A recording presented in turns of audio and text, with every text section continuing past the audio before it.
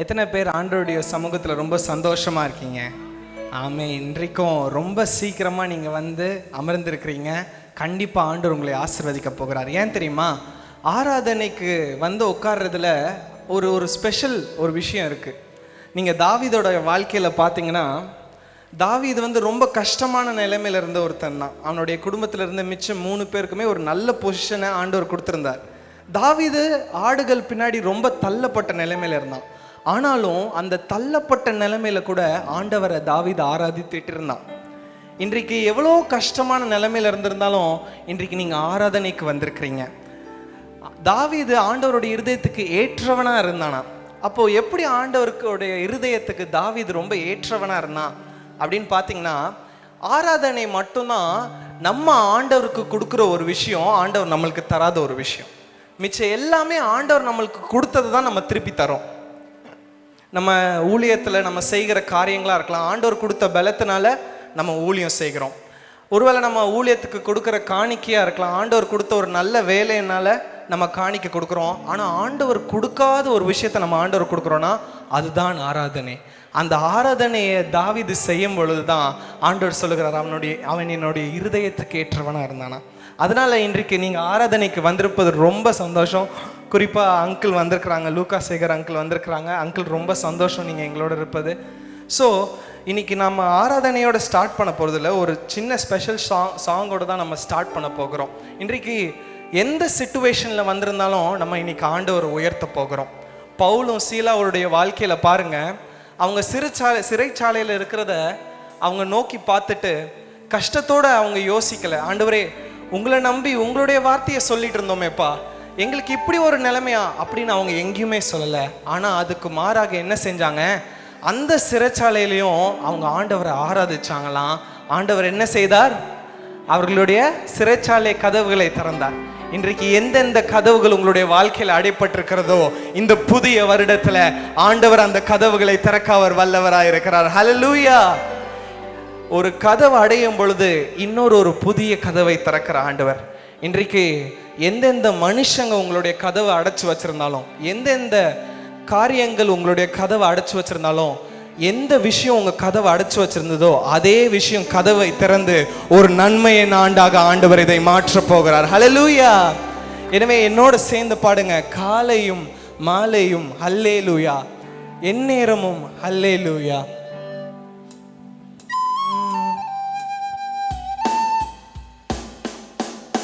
கரங்களை தட்டுவோமா?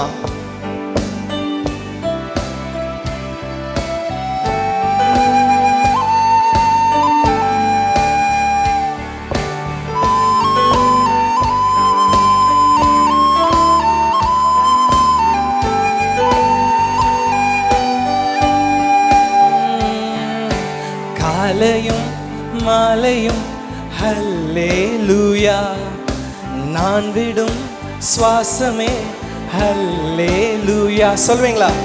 காலையும் மாலையும் ஹல்லேலூயா, நான் விடும் சுவாசமே ஹல்லேலூயா.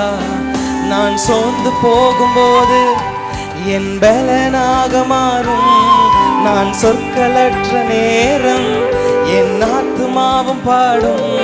நான் சோர்ந்து போகும்போது என் பலனாக மாறும், நான் சொற்களற்ற நேரம் என் ஆத்துமாவும் பாடும். கரங்கள் வைத்தி ஹல்லேலூயா,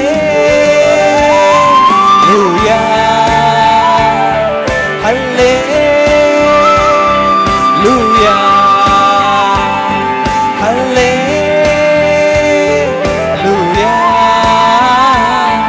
ஹல்லேலூயா. என் உயர்விலும் என் தாழ்விலும் என் ஆத்துமா பாடும் அல்லேலூயா,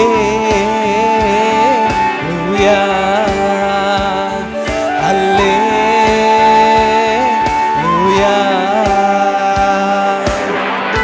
கண்மலையின் உச்சியில் அல்லேலூயா, ஆலியின் விளிம்பிலும் அல்லேலூயா.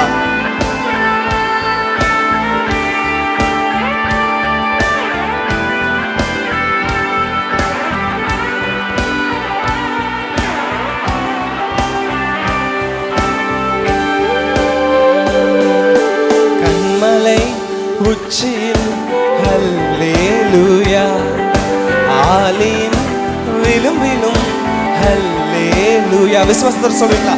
கண்மலை உச்சியில் ஹல்லேலூயா, ஆலின் விளிம்பிலும் ஹல்லேலூயா.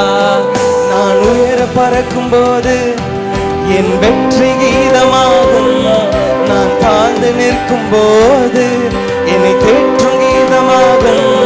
நான் உயர பறக்கும் போது என் வெற்றி கீதமாகும், நான் தாழ்ந்து நிற்கும் போது என்னை தேற்றும் கீதமாகும். அல்லே, கரங்களை உயர்த்தி லூயா, அல்லே லூயா, அல்லே லூயா, அல்லே லூயா. கரங்களை உயர்த்தி இன்னொரு சொல்லுங்களா? அல்லே லூயா, அல்லே லூயா. என் உயர்விலும் என் தாழ்விலும் என் ஆத்துமா பாடும். கரங்களை உயர்த்தி அல்லே லூயா, அல்லே லூயா. சத்துரு சிரிக்கையில் அல்லேலூயா, ஏளனம் செய்கையில் அல்லேலூயா. விசுவாசத்தோடு சொல்வீங்களா? சத்துரு சிரிக்கையில் அல்லேலூயா, ஏளனம் செய்கையில், ஏளனம் செய்கையில் அல்லேலூயா. என் எதிரி பெருக பெருக என் பந்தி அளவும் பெருகும், நான் துதித்து பாடும்போது சிறைச்சாலை கதவும் திறக்கும். கை வச்சு சொல்வீங்களா? என் எதிரி பெருக பெருக என் பந்தி அளவும் பெருகும், நான் துதித்து பாடும்போது சிறைச்சாலை கதவும் திறக்கும். திருப்பி சொல்லுங்களா? என் எதிரி பெருக பெருக என் பந்தி அளவும் பெருகும், நான் துதித்து பாடும்போது சிறைச்சாலை கதவும் திறக்கும். கரங்களை உயர்த்தி அல்லேலூயா,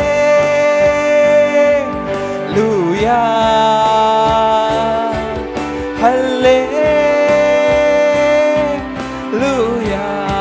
விசுவாசத்தோட அல்லேலூயா, அல்லேலூயா,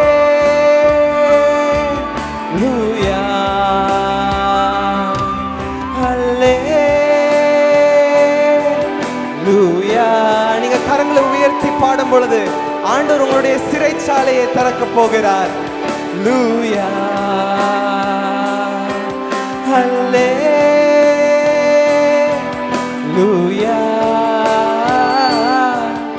அல்லேலூயா.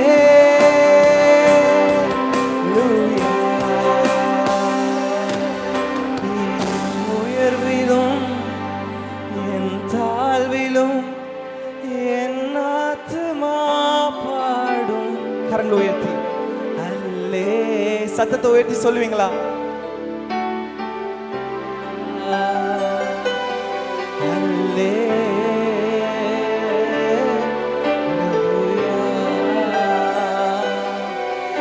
என் கஷ்டத்தில் என் நஷ்டத்தில் என் ஆத்துமா பாடும். கரங்களை உயர்த்தி அல்லேலூயா,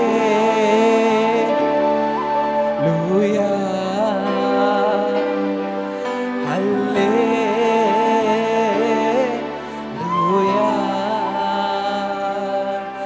என் பலத்திலும் பலவீனத்திலும் என் ஆத்துமா பாடும். கரங்களை உயர்த்தி அல்லேலூயா,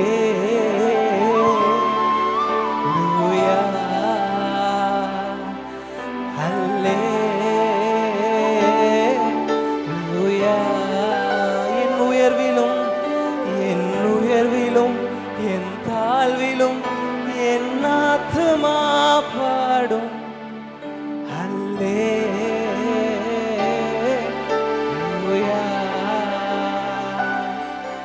அல்லேலூயா,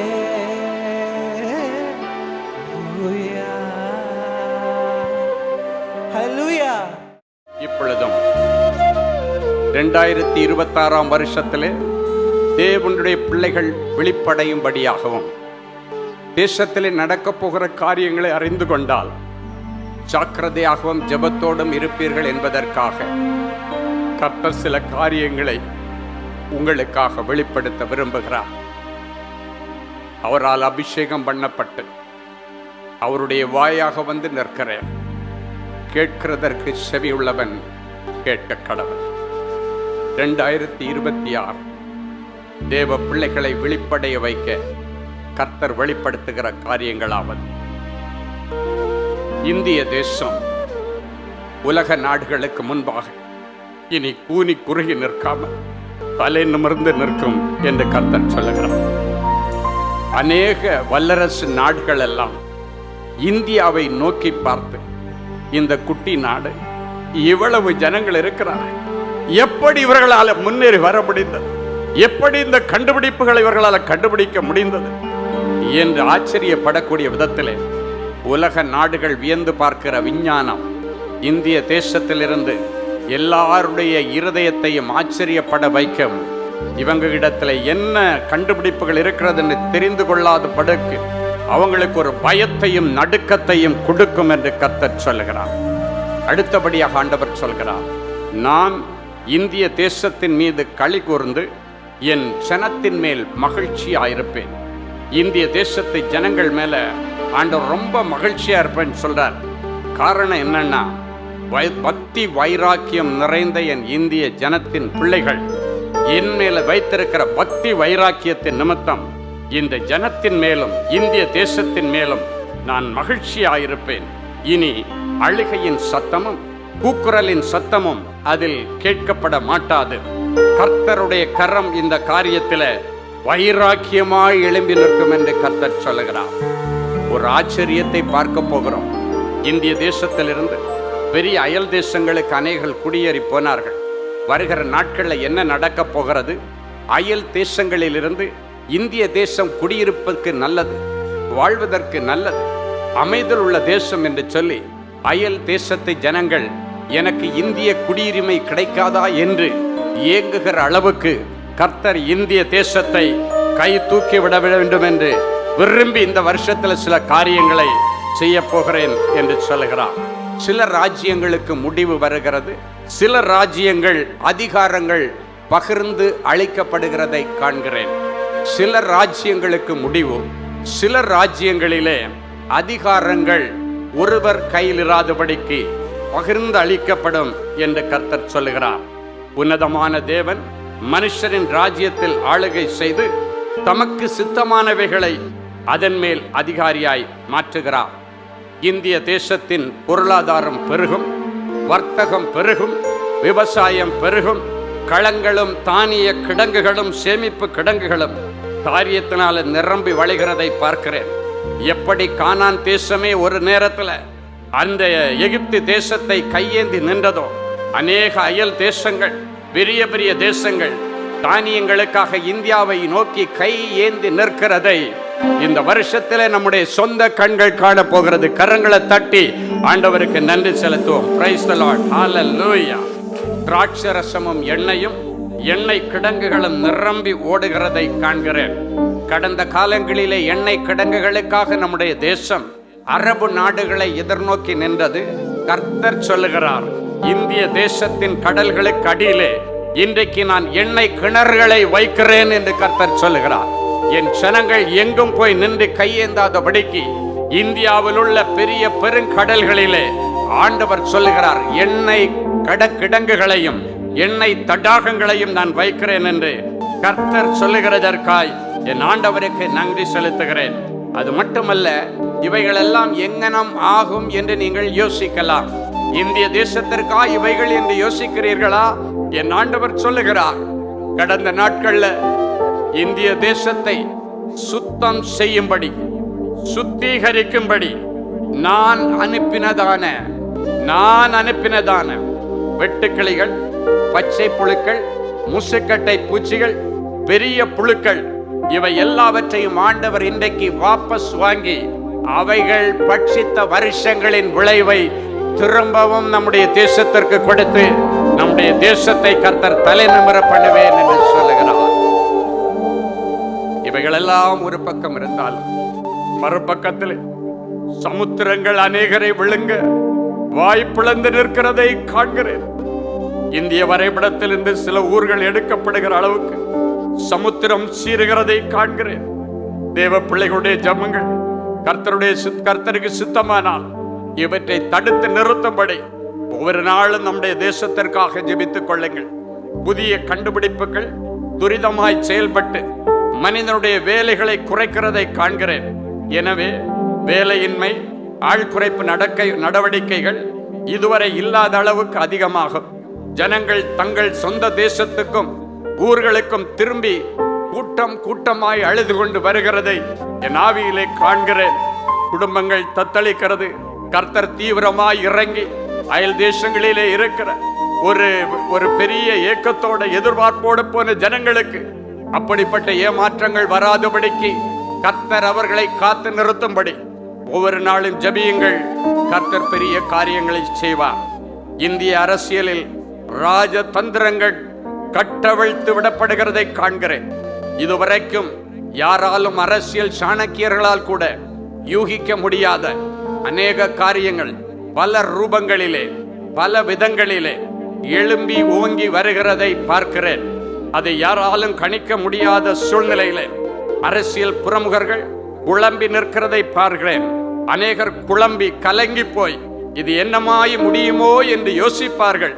அந்த நேரத்திலே கர்த்தர் வைராக்கியமாய் இறங்கி நின்று தேவ பிள்ளைகளுக்கு வெளிப்பாடுகளை கொடுத்து, ஊழியர்களுக்கு வெளிப்பாடுகளை கொடுத்து, அதை ஹேண்டில் பண்ணுவதற்கு எப்படி யோசிப்பு மூலமாக பார்வோனுக்கு ஆலோசனை சொல்லப்பட்டதோ அதே போல் ஆலோசனை சொல்லும்படிக்கு தேவ மனிதர்களை அரசாங்கம் தேடுகிற நாட்கள் இனி தூரத்துக்கல்ல சமீபமாய் இருக்கிறது. சுய லாபத்துக்காக காட்டு மிராண்டித்தனங்களை கட்டவிழ்த்து விட்டவர்களுடைய அநேக திட்டங்களை கர்த்தர் அபத்தமாக்கி போடுகிறதை என் தரிசன கண்கள்ல கண்டு ஆண்டவருக்கு நன்றி செலுத்துகிறேன். அவர்களுடைய ஞானிகளின் ஞானம் கெட்டு விவேகளின் விவேகம் கெட்டு தேவ திட்டங்கள் நிறைவேறுமே தவிர அவர்களுடைய ஆலோசனைகள் ஒன்றும் இந்திய தேசத்திலே பலித்தது என்று சொல்லக்கூடாதபடிக்கு கர்த்தர் தன் ஜனங்களுக்காக வைராக்கியமாய் இறங்கி நிற்கிறார். இயற்கையின் சீற்றங்கள், சுருட்டி போடுகிற புயல் காற்றுகள், ஊரையே அழிக்கிற பெருவெள்ளங்கள், வெடித்து சிதறுகிற நெருப்பு பிளம்புகள், நெருப்பு மழை, கல்மழை உண்டாகும். ஆனாலும் தேவ பிள்ளைகள் உன்னதமானுடைய மறைவிலும் சர்வ வல்லவருடைய நிழலிலும் பாதுகாப்பாய் இருக்கும்படிக்கு அனுதினமும் இவற்றை நீங்கள் அறிந்து கொள்ளுகிறபடியினாலே உங்கள் குடும்பங்களை, உங்கள் பட்டணங்களை ஆண்டவருடைய ஆளுகைக்கு ஒப்பு கொடுத்து ஜெபியுங்கள். பாதுகாக்கப்படுவீர்கள். பெரிய சாம்ராஜ்யம் ஒன்று சாய்கிறது, கிரீடம் எடுக்கப்படுகிறது, கொடிகள் அரை கம்பத்தில் நின்று தள்ளாடுகிறதை காண்கிறேன். ஜெபியுங்கள். கர்த்தர் பெரிய காரியங்களை செய்வார். அதிகமான விமான விபத்துக்கள் கடந்த வருடம் இருந்ததை விட அதிகமாக இருக்கும். கொள்ளை நோய்களின் மூலமாக கொத்து கொத்தான மரணங்கள் வருகிறதை பார்க்கிறேன். தேவ பிள்ளைகளுடைய ஜெபத்தை ஆண்டவர் எதிர்பார்க்கிறார். இந்த நேரத்திலிருந்து தேசங்களுக்காக, தேசத்தில் உள்ள எல்லா அதிகாரிகளுக்காக ஜெபிக்க கர்த்தர் ஒரு ஜெப ஆவியை உங்கள் மத்தியிலே போடுகிறார். சபைகளுக்கு கர்த்தர் சொல்லுகிறார், இதோ என் ஊழியக்காரன் மன மகிழ்ச்சியினாலே கம்பீரிப்பான். அவர்களுக்கு எதிர்த்து நிற்கிறவர்களோ மன நோவினால் அலறி ஆவியின் முறிவினாலே புலம்பி காணாமல் போவார்கள்.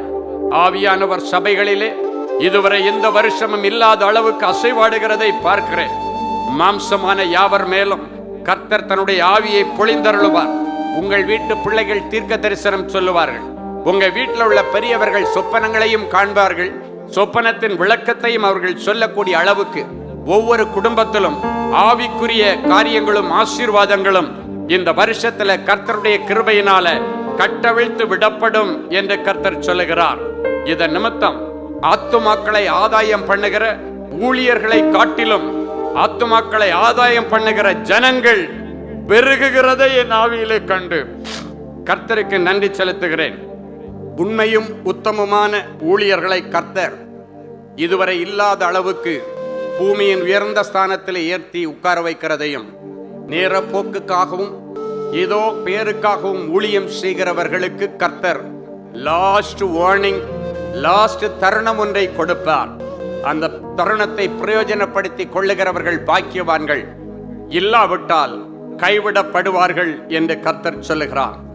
இன்னும் சில காரியங்கள், பெரிய ஊழியங்களுக்குள் சில இயக்கங்களினாலே தந்திரமாய் அனுப்பப்பட்ட ஆட்டுத்தோல் போர்த்தி கொண்டு நடமாடுகிற ஓய் நாய்களை கர்த்தர் சந்தித்து மன்னித்து அவர்களை உண்மையான ஆடுகளாக, அந்த ஓநாய்கள் ஆட்டு ரூபத்திலே தோல் போர்த்தி கொண்டு வந்திருக்கிறார்கள், அவர்களை மனம் திரும்ப பண்ணி அவர்கள் இருக்கிற ஊழியங்களிலே கர்த்தர் அவர்களை உண்மையான ஆடுகளாக மாற்றி ரட்சித்து அவர்கள் மூலமாக அந்த ஊழியங்களுக்கு அழிவு வராதபடிக்கு கர்த்தர் இந்த காரியத்தை வைராக்கியமாய் செய்வார்.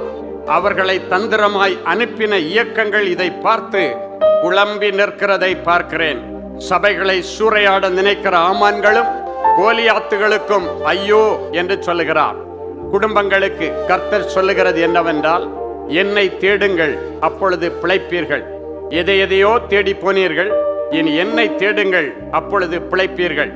தீமையை விதைத்து தீமையை அறுக்கிற பிள்ளைகளே, மனம் திரும்புங்கள். இனியாவது ஆண்டவர் சொல்கிறார், நீங்கள் தீமையை வெறுத்து நன்மையை விரும்பி உங்கள் வீட்டு வாசல்களிலும் நியாயாசன மன்றத்திலும் நியாயத்தை நிலைப்படுத்துங்கள்.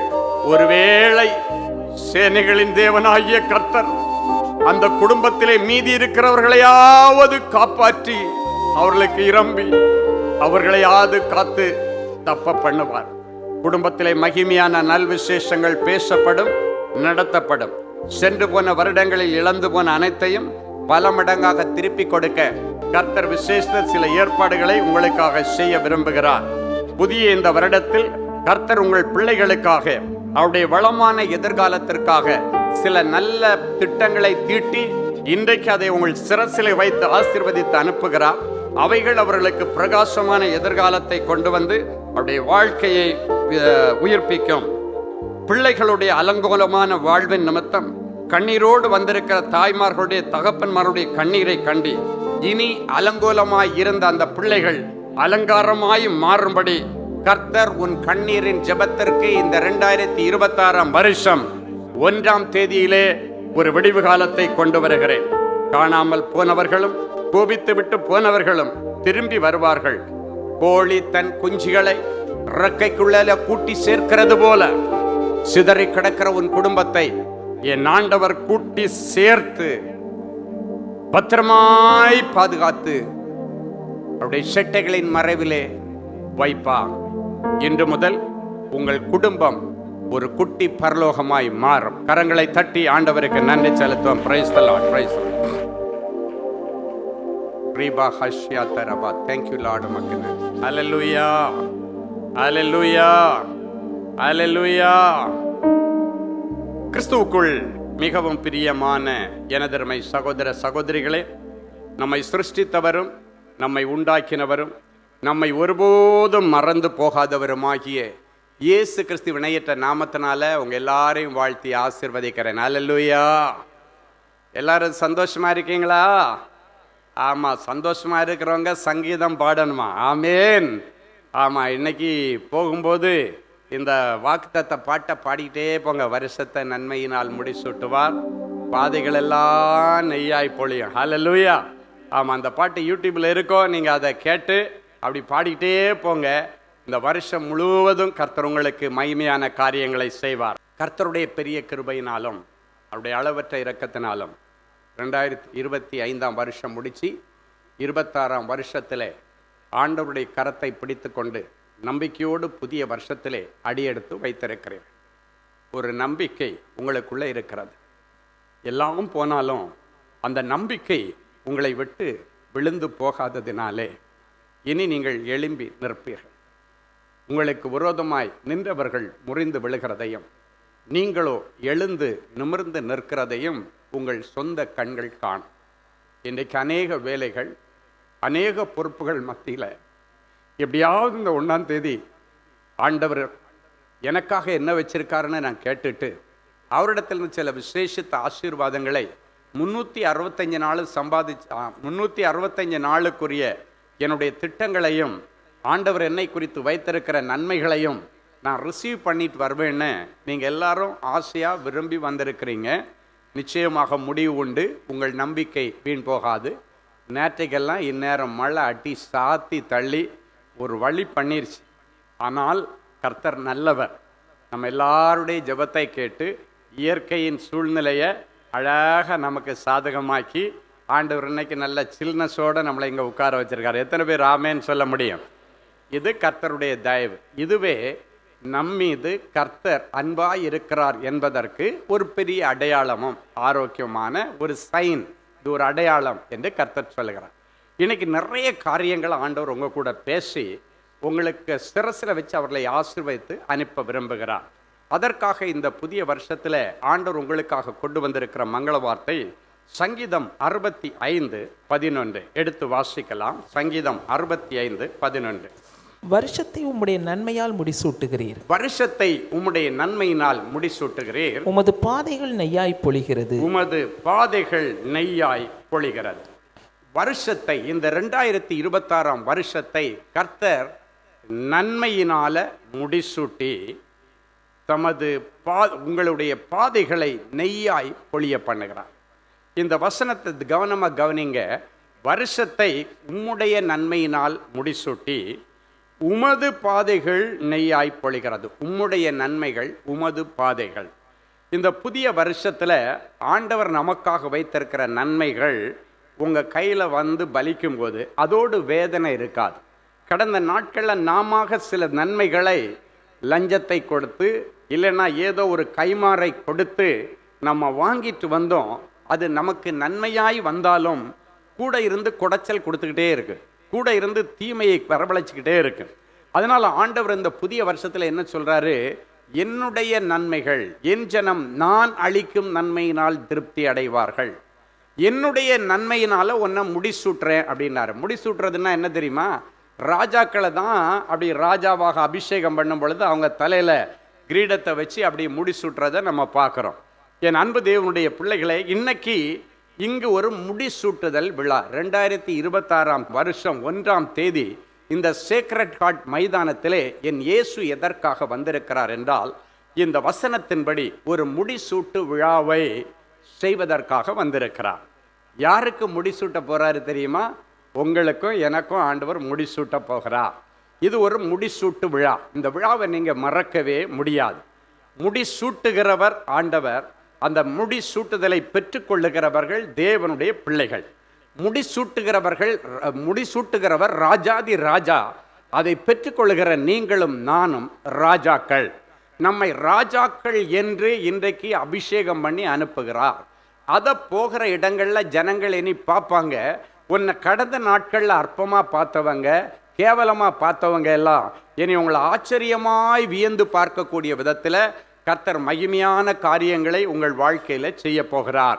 என் அன்பு தேவனுடைய பிள்ளைகளை, உங்களை பார்க்குறவங்க நேத்தைக்கு வரைக்கும் இருந்தது மாதிரி இல்லையே, இவன் ரொம்ப வித்தியாசமாக இருக்கிறானே, திடீர்னு இவனுக்கு எங்கேருந்து இந்த மேன்மை, திடீர்னு எங்கேருந்து இந்த உயர்வு, திடீர்னு எங்கேருந்து வந்தது இந்த செல்வம், திடீர்னு எங்கேருந்து வந்தது இவனுக்கு ஞானம், திடீர்னு எங்கேருந்து வந்தது இவனுக்கு இந்த அறிவு, இவனை ஈஸியாக நம்ம ஏமாத்திட்டு இருந்தோமே, இப்போ இவனை ஏமாற்ற முடியலையே, ரொம்ப தெளிவாயிட்டானே என்றெல்லாம் சொல்லி உங்களை குறித்து ஆச்சரியப்படுவாங்க. காரணம், இன்றைக்கு இந்த முடிசூட்டு விழாவிலே கர்த்தர் உங்களை கொண்டு வந்து தன்னுடைய நன்மையினால உங்க சிரச ஆண்டவர் முடிசூட்டுகிறார். உங்க சிரசில் ஒரு ராஜ கிரீடத்தை வைக்கிறார். கடந்த நாட்களில் அநேகர் உங்களுடைய மைண்டை டிஸ்டர்ப் பண்ணி உங்கள் மனசை துக்கப்படுத்தி அநேக முடிகள், முள்முடிகள் உங்கள் சிரசிலே வைக்கப்பட்டிருந்தது. இன்றைக்கு ஆண்டவர் உன் சிரசிலே வைக்கப்பட்டிருந்த முள்முடிகளை எல்லாம் அப்புறப்படுத்தி ஒரு ராஜ கிரீடத்தை உன் சிரசில் வைக்கிறார். முட்கிரீடம் இனி உனக்கு இருப்பதில்லை. ஆண்டவர் சொல்றார், முட்கிரீடம் இனி உனக்கு இருப்பதில்லை. முள்ளு மாதிரி உன்னுடைய சிந்தனையை அழிச்சு அப்பப்ப செதைச்சு என்ன செய்யறன்னு பைத்தியம் பிடிக்க வைத்த அந்த சூழ்நிலை மாறி இன்னைக்கு பிறகு அந்த முட்கிரீடங்களை எடுத்து ஆண்டவர் ராஜ கிரீடம், அதுவும் தேவனுடைய நன்மையான ராஜ கிரீடத்தை கர்த்தர் உங்கள் மேலே வைக்கிறார். இன்றைக்கு நீங்கள் வரும் பொழுது ஆண்டவர் உங்களுக்கு முன்பாக எதிர்கொண்டு வந்து உள்ள வரும் பொழுதே ராஜ கிரீடத்தை வைக்க உங்களை அழைத்து கொண்டு வந்த ஆண்டவர் ஒரு அருமையான வசனம் சொல்லுகிறது. அவர் உத்தம ஆசீர்வாதங்களோடு உங்களுக்கு எதிர்கொண்டு வந்து உங்கள் தலையிலே பொற்கிரீடம் தரிப்பிக்கிறார் என்று சொல்லப்பட்டிருக்கிறது. இந்த முடிசூட்டு விழாவிலே வந்திருக்கிற உங்களை நீங்க உள்ள வரும் பொழுதே 2 காரியம் நடந்திருக்கிறதை கர்த்தரின் ஆவியிலே வெளிப்படுத்துகிறார். ஒன்று, உள்ள வரும் பொழுதே கர்த்தரால் ஆசீர்வதிக்கப்பட்ட தேவ பிள்ளையே உள்ள வான்னு உன்னை பிளஸ் பண்ணி கூட்டிட்டு உத்தம ஆசீர்வாதங்களோடு கூட ஆண்டவர் உனக்கு முன்பாக எதிர்கொண்டு வந்து உன் சிரசில் அந்த ஒரு பொற்கிரீடத்தை வைத்து உள்ள வரும் பொழுதே கிரீடத்தோடு தான் உன்னை உட்கார வச்சிருக்கிறார். அவர் கிரீடத்தை வைக்கும் பொழுது உண்மையிலே இருந்த அந்த முட்கிரீடத்தை கர்த்தர் தூக்கி போட்டார். ஒரு நல்ல ஆசீர்வாதமான நன்மையின் கிரீடத்தை உன் சிரசில் வச்சு உன்னை பிளஸ் பண்ணிட்டார்.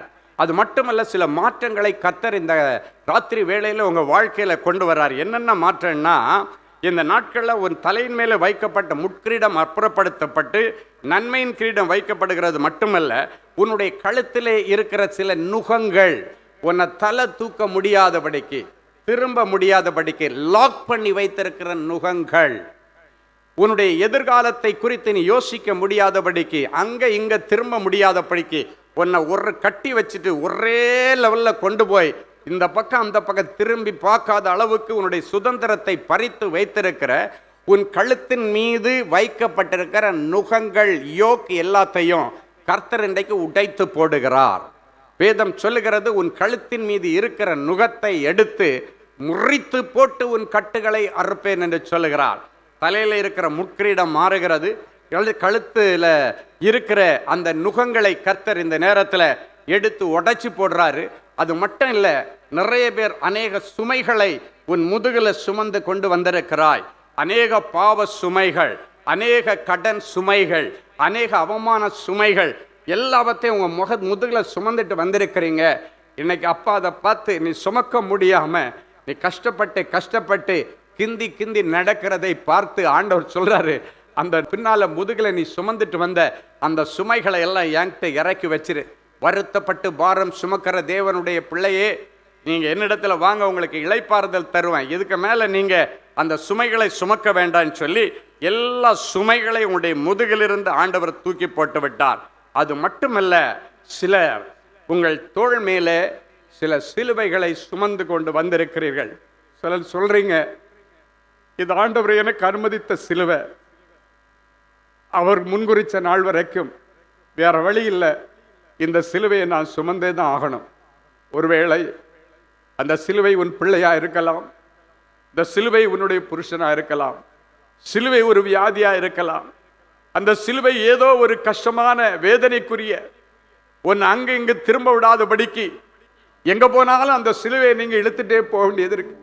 வேலைக்கு போகும் பொழுதும் அந்த சிலுவை சுமக்கிறாய், ஆலயத்துக்கு போகும் பொழுது அந்த சிலுவை சுமந்து கொண்டு போகிறாய், எங்கேயாவது கொஞ்சம் சந்தோஷமா ஒரு பீச்சில் உட்கார்ந்துட்டு வரலாம், குடும்பமா எங்க போயிட்டு வரலாம்னு பார்த்தாலும் இந்த சிலுவையை சுமந்து கொண்டு போகிறாய். என்றைக்கு இந்த சிலுவையை மாற்ற முடியும்?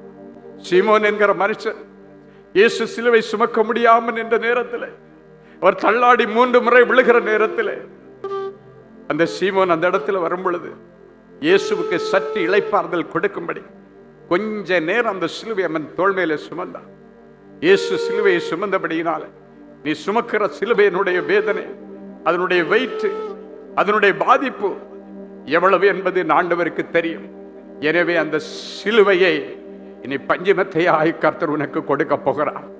எதெல்லாம் சிலுவைன்னு வந்தியோ அந்த சிலுவை எல்லாவற்றையும் ஆண்டவர் பஞ்சமத்தையாய் மாற்றி அதன் நிமித்தம் இனி களி கூறுதல் உண்டாகும்.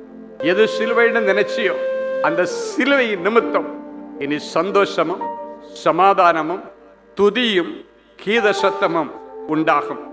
நீ நினைக்கிறது உன்னால பார்க்க முடியல, பார்க்க கூடாதுன்றதெல்லாம் பார்க்கக்கூடிய விதத்தில் உன் கண்களிலே சில செதில்கள் இருக்கிறது. இன்றைக்கு ஆண்டவருங்க கொண்டு வந்து உன் கண்களின் மேல் இருக்கிற சில செதில்களை இருபுறமும் கற்குள்ள பட்டயமாகிய வசனத்தை வைத்து செதுக்கி கீழே போடுகிறார். மீன் செதில்களை செதுக்கி தள்ளி அந்த மீனை அழகாக சாப்பிடுவதற்கு அது அழகாக பக்குவப்படுத்துவது போல இனி அழகாக உன்னை ஆயத்தப்படுத்தும்படி உன் கண்களின் மீது இருக்கிற சில செதில்களை கர்த்தர் இருபுறமும் கற்குள்ள பட்டயமாகிய வசனத்தை கொண்டு அவர் செதுக்கி கீழே தள்ளுகிறதை என் நாவிலே பார்க்கிறேன். அது மட்டுமல்ல, உன்னுடைய நாவிலே இப்பொழுது பரலோகத்திலிருந்து ஒரு அழகான அக்கினி நாவு வந்து உன் நாவிலே உட்காருகிறான். கடந்த நாட்கள்ல எப்படி பேசுறதுன்னு தெரியல. வார்த்தையில சிக்குண்டு போனாய், வார்த்தையினால சிக்குண்டு வேலையை இழந்தாய், வார்த்தையினால சிக்குண்டு உண்மையில வழக்குகள் போடப்பட்டது, வார்த்தையினால சிக்குண்டு குடும்ப வாழ்க்கை இழந்து விட்டாய். ஐயோ, எனக்கு பேச தெரியல, நான் பேச தெரியாம பேசிய வாழ்க்கையை அழிச்சிட்டு இருக்கிறேன், பேச தெரியாம பேசிய பிள்ளை இன்னைக்கு வாழ்க்கை இழந்து நிற்கிறாளே, பேச தெரியாம பேசி ஆண்டவர் கொடுத்த செல்வத்தை எல்லாம் இழந்து நிற்கிறானே. கடினோடு வந்து இருக்கிறீங்களா? இன்றைக்கு வேதம் சொல்லுகிறது, சமயத்திற்கேற்ற வார்த்தை சொல்லுகிற கல்விமானின் நாவை உன் நாவிலே வைக்கிறார். இனி அழகாக எந்த சூழ்நிலையில எப்படி பேசணும், எந்த இடத்துல எப்படி செய்யணும் என்கிறதை குறித்து பேச வேதம் சொல்லுகிறது. சமயத்திற்கேற்ற வார்த்தை சொல்லுகிற கல்விமானின் நாவை கர்த்தர் இன்றைக்கு உன்னுடைய நாவிலே வைக்கிறார். இனி உன்னுடைய நாவின் சாமர்த்தியத்தை கண்டு எல்லாரும் ஆச்சரியப்படுவார்கள். இவன் ஒரு புத்தி பேதலித்தவன் அல்லவா, இவன் மனநிலை பாதிக்கப்பட்டவன் அல்லவா, இவனுக்கு ஞானமா பேச தெரியாத, உளறியே மாட்டிக்குவான, உளறியே சிக்கிக் கொள்ளுவான, இப்ப இவனுக்கு எங்கிருந்து இந்த விவேகம் வந்தது என்று ஆச்சரியப்படுவார்கள். இயேசுவோடு இருந்த சீடர்கள் மீன் பிடித்துக் கொண்டிருந்தவர்கள். ஆனால் இயேசுடைய காலங்கள் வரைக்கும் அவர்கள் ஜாக்கிரதையாய் இருந்ததை நாம் வேதத்திலே பார்க்க முடியவில்லை. ஆனால் இயேசுடைய மரணத்திற்கு பிறகு, அவர் உயிர்த்தெழுந்து பரலோகத்திற்கு போனதற்கு பிறகு அவர்கள் பேசுகிறதை கண்டு ஜனங்கள் சொல்லுகிறார்கள், இவர்கள் இயேசுவோடு இருந்தவர்கள் அல்லவா அப்படின்னா பாருங்க. அது வரைக்கும் சரியாக அவங்களுக்கு பேச தெரியாது, ஞானமாய் பேச தெரியாது. ஏன்னா இயேசு கூட இருந்தார், இயேசு பார்த்து கொள்ளுவார், இயேசு எந்த இடத்துல சிக்க விட மாட்டார். இப்ப இயேசு பரலோகத்துக்கு போயிட்டார். இப்பொழுது அவர்களுக்கு ஒரு விவேகம் தேவை. எப்பொழுது என்ன நடந்தது? பரலோகத்திலிருந்து பரிசுத்த ஆவியானவரை அனுப்பினார். அந்த பரிசுத்த ஆவியானவர் அக்கினி பிளம்புள்ள நாவுகளாக அவர்களுடைய நாவிலே வந்து தங்கின பொழுது அவர்களுக்குள்ளே ஒரு மாற்றம். இன்றைக்கு ஆண்டவர் இந்த 2026 வருஷத்துல யாரெல்லாம் பேச தெரியாமல் பேசி செல்வங்களை இழந்து, பெயரை இழந்து சிக்குண்ட நிலைமையில வந்திருக்கிறீங்களோ, உங்க ஒவ்வொரு மேல இப்பொழுது கர்த்தருடைய அக்கினி நாவு விழுகிறதை பார்க்கிறேன். இனி உங்களை பார்க்கிறவர்கள் இவர்கள் இயேசுவோடு நடக்கிறவர்கள் என்று சொல்லத்தக்கதாக ஜாக்கிரதையாய் பேச கர்த்தர் உங்களுக்கு அனுக்கிரகம் பண்ணுவார். அது மட்டுமல்ல, அநேக பிள்ளைகள் இருதயத்தில் அநேக பாரங்களை சுமந்து கொண்டு வந்திருக்கிறீர்கள். இருதயத்தில் அழுத்தங்கள், மன கஷ்டங்கள், அதன் நிமித்தம் தனியாக உட்கார்ந்து புலம்புற நிலைமை, தனியாக உட்கார்ந்து அழுகிற நிலைமை, லைட்டு போடாமல் இருட்டறையில் உட்கார்ந்து யோசித்து கொண்டிருக்கிற நிலைமை, தனிமையை விரும்புகிற நிலைமை, யார் வீட்டில் எல்லாம் யாருக்கெல்லாம் இப்படிப்பட்ட பிரச்சனைகள் இருக்கிறதோ அவர்களை கர்த்தருடைய சமூகத்தில் இன்றைக்கு உங்கள் மனக்கண்கள் முன்பாக கொண்டு வாங்க. ஆண்டவர் சொல்றார், அவருடைய இருதயத்தில் உள்ள அழுத்தங்களை கர்த்தர் இன்றைக்கு எடுக்கிறார். அவருடைய இருதயத்தில் இருக்கிற மன கஷ்டங்கள், மன கிளேசங்களை கர்த்தர் இன்றைக்கு எடுக்கிறார். அன்றைக்கு மன அழுத்தத்தோட, மன கஷ்டத்தோட, மன வேதனையோட கூட ஆண்டவரை தேடி வந்தாள் அன்னாள். அவள் ஆண்டவரை தேடி வருகிறது வரைக்கும் அவளுடைய மனசில் அழுத்தங்கள் இருந்தது. அவள் சொல்லுகிறான், மன கிளேசம் உள்ள ஸ்திரீ. மன கிளேசம்னா என்ன தெரியுமா? மன அழுத்தத்தின் உச்ச கட்டம். அதனால நான் கண்ணீரோடு ஆண்டவருடைய சமூகத்தில் வந்து இருதயத்தை ஊற்றிட்டு இருக்கிறேன்னு சொன்னான். அதன் பிறகு சில நாட்களுக்குள்ளே அவளுக்கு அற்புதம் நடந்தது. அன்னைக்கு போய் நிம்மதியாக சாப்பிட்டாளாம். ரொம்ப நாளைக்கு அப்புறம் நிம்மதியாக சாப்பிட்டா. காரணம் என்ன தெரியுமா? மன அழுத்தங்களை இயேசுடைய பாதத்தில் இறக்கி வைத்து விட்டாள். இந்த மாலை வேளையில் ஜனவரி மாதம் 1ஆம் தேதி கடந்த உன்னுடைய வயசை யோசித்துப்பார். உனக்கு 50 வயசா, 45 வயசா, 60 வயசா, 80 வயசா, 80 வருஷம், அநேக பாரங்கள் உன் இருதயத்தை அழுத்தி அழுத்தி இருதயமே வெடிக்கிற நிலைமை, இருதயமே அப்படியே சுக்குநூறா உடையிற நிலைமை. அதனால வேதனையோடு வந்திருக்கிறாய். இன்றைக்கு அந்த மன அழுத்தங்களுக்கு ஆண்டவர் முடிவை கொண்டு வரும்படிக்கு மனசில் இருக்கிற எல்லா அழுத்தங்களை கர்த்தர் இன்றைக்கு வெளியே எடுத்து வைக்கிறார். அது மட்டுமல்ல, உன்னுடைய உச்சம் தலை முதல் உள்ளங்கால் வரைக்கும் சுற்றி கட்ட வைத்து நீ சுயமா யோசித்து எந்த ஒரு காரியத்தையும் செய்யாதபடி தன்னுடைய கண்ட்ரோலில் ஒருவேளை பிசாசு உங்களை வச்சு இயக்கி அவன் விரும்புகிறத உன் மூலமா செய்துட்டு இருக்கிறான் அப்படின்னா நீ கட்டப்பட்ட நிலைமையில இருக்க. அப்படின்னா அதுக்கு பேர் அடிக்ஷன் என்று சொல்வார்கள். அப்படின்னா இவன் நினைக்காததெல்லாம் இவன் மூலமா செய்துட்டு இருக்கிறோம். இன்னைக்கு யாரோ ஒருவர் கையில கைப்பொம்மையாக பாவையாக ரிமோட்டாக இருக்கிற உங்களை அதிலிருந்து ஆண்டவர் இன்றைக்கு மீட்டெடுத்து இனி சுயமா யோசித்து தேவ திட்டங்களை அறிந்து செயல்படுகிற அளவுக்கு உச்சம் தலை முதல் உள்ளங்கால் வரைக்கும் இருக்கிற எல்லா கட்டுகளை கர்த்தர் இன்றைக்கு அறுக்கிறான். அறுத்து ராஜ கிரீடத்தோட உங்க எங்க இருந்து அனுப்புவா. இனி ஒரு ராஜ வாழ்க்கையை கர்த்தர் உங்களுக்கு கொடுப்பா. 2026 நீ விரும்பினாலும் விரும்பாவிட்டாலும் உனக்கு ஒரு ராஜ மேன்மை, உனக்கு ஒரு ராஜ மரியாதை, உனக்கு ஒரு ராஜ வாழ்க்கை. ஏசாயா 3:10 சொல்லுகிறது, உங்களுக்கு நன்மை உண்டாகும் என்று நீதிமான்களுக்கு போய் சொல்லுங்கள், அவர்கள் கிரியைகளின் பலனை அவர்கள் அனுபவிப்பார்கள். இன்னைக்கு ஆண்டவர் சொல்லி அனுப்பியிருக்காரு, என் பிள்ளைகளுக்கு நன்மை நடக்கும் அப்படின்னு என் பிள்ளைகளிடத்துல போய் சொல்லு. யாரை பார்த்து சொல்றாரு? நீதிமான்களை பார்த்து. என் அன்பு தேவனுடைய பிள்ளைகளே, ஆண்டவருடைய சமூகத்தில் திரளாக இந்த மைதானம் நிரம்பி வந்திருக்கிற தேவனுடைய பிள்ளைகளே, உங்களை பரிசுத்தம் பண்ணுகிற தெய்வம் வசனத்தை கொண்டு உங்களை பரிசுத்தப்படுத்தி கொண்டிருக்கிறார். அபிஷேகத்தை கொண்டு உங்களை பரிசுத்தப்படுத்தி கொண்டிருக்கிறார். ஆராதனை நேரத்தில் ஏற்கனவே அபிஷேகம் பண்ணி உங்களை பரிசுத்தம் பண்ணிட்டார். ஆராதனை நேரத்தில் பெரிய அபிஷேகம் இந்த பரிமள தைலத்தின் மீது, இங்க இருக்கிற வசன போர்டுகள் மீது, இங்க இருக்கிற வாக்குத்தத்த வசன அட்டைகள் மீது ஆண்டவருடைய அபிஷேகம் இறங்கி இருக்கிறது. இன்றைக்கு இந்த அபிஷேக தைலம் உன் சிரசில வைக்கப்படும் பொழுது கட்டுகள் அறுக்கப்படுகிறதையும் புத்தி தெளிகிறதை நீங்கள் காண்பீர்கள். ஹல்லேலூயா. சில வருஷங்களுக்கு முன்பாக இந்த அபிஷேக தைலத்தை ஒரு டாக்டர் மீட்டிங் வந்திருந்தார் அன்பரின் பாதத்தில். அப்போ அவர் நான் பூசி விட்டவுடனே என்கிட்ட சொல்கிறாரு, கூட கொஞ்சம் பூசுங்க ஏன்னார். எனக்கு அப்போ எது கேட்டாருன்னு தெரியாது. முதல்ல நெத்தியில் போட்டு விட்டேன், அதுக்கப்புறம் பூசி அள்ளி தலையில் நல்லா தேய்ச்சி விட்டேன். அப்படியே எண்ணெய் குளியல் மாதிரி அனுப்பி விட்டுட்டேன். அவர் எதுக்கு கேட்டாருன்னு அப்போ எனக்கு தெரியாது. அவர் நேராக வீட்டுக்கு போகலை, தன்னுடைய மச்சான் வீட்டுக்கு போனார். அப்படின்னா அவருடைய சகோதரியை கல்யாணம் பண்ணி கொடுத்துருக்கிற மச்சான் வீடு. இவர் ஒரு டாக்டர், இவருடைய மச்சான் ஒரு டாக்டர். நேரம் அங்கே போயிட்டு சில வருஷங்களாக இவங்க மச்சான் புத்தி பேதலிச்சு வீட்டுக்குள்ளால் முடங்கி கிடந்து ஷேவ் பண்ண மாட்டார், குளிக்க மாட்டார், ட்ரெஸ் சேஞ்ச் பண்ண மாட்டார், அப்படியே இருட்டறையில் உட்கார்ந்துருந்தார்.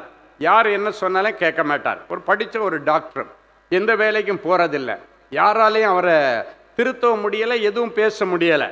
அப்போ இவர் என்ன பண்ணாருன்னா, இந்த அபிஷேகம் நுகங்களை முறிக்கும், கட்டுகளை அறுக்கும் என்று வேதம் சொல்லுகிறது.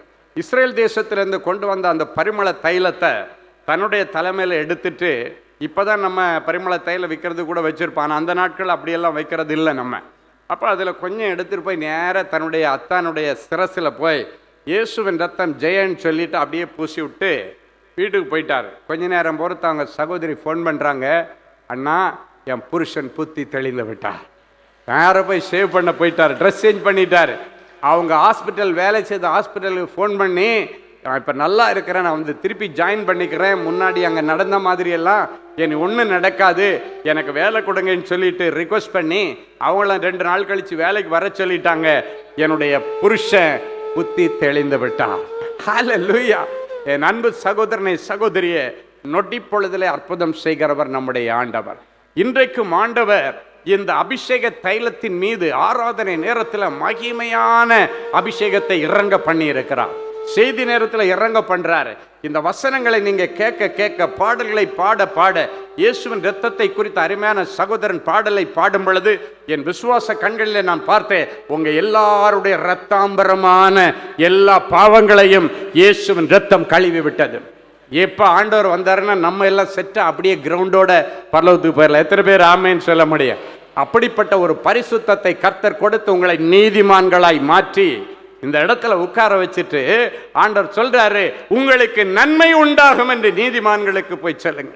உங்களுக்கு நன்மை நடக்குன்னு ஆண்டவர் சொல்லுகிறார். கடந்த நாட்களில் நீங்க அனுபவிச்ச தீமைகள் எல்லாம் இனி உங்களுக்கு நன்மையாய் மாறும். யோசேப்புக்கு தீமை செய்ய நினைத்தார்கள் அவருடைய சகோதரர்கள். அப்படி செய்ததுனால தான் அந்த தீமை நன்மையாய் மாறி இந்த எகிப்து தேசம் முழுவதற்கும் கர்த்தர் அவனை அதிகாரியாய் மாற்றினார். இன்னைக்கு எனக்கு அவங்க அதை பண்ணிட்டாங்களே இதை பண்ணிட்டாங்களே என்று சோர்ந்து வந்திருக்கிற தேவனுடைய பிள்ளைகள், இனி நீங்க சொல்லுவீங்க, அவன் பண்ணினது நல்லது, அதனால தான் நான் இன்னைக்கு இந்த மேன்மையை பெற்றுக்கொண்டேன். அவன் இந்த வேலையை விட்டு என்னை எடுத்தது நல்லது, அதனால தான் அந்த பெரிய வேலை எனக்கு கிடைச்சது. இஸ்ரவேல் ஜனங்கள் அந்த எகிப்தின் அடிமைத்தனத்தில் இருக்கும் பொழுது பரலோகத்தை நோக்கி அண்ணன் சொன்னது போல 430 வருஷம் முறையிட்டார்கள்.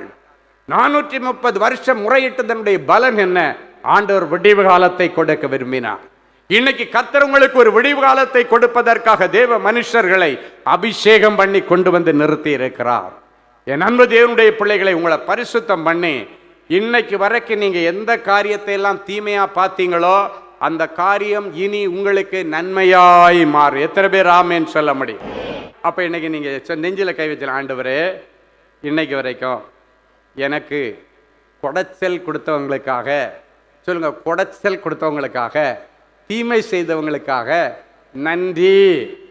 அதுல எனக்கு நீர் தரப்போகிற நன்மைக்காக உமக்கு நன்றி. கரங்களை தட்டி ஆண்டவருக்கு நன்றி சொல்லலாமா? ஹல்லேலூயா.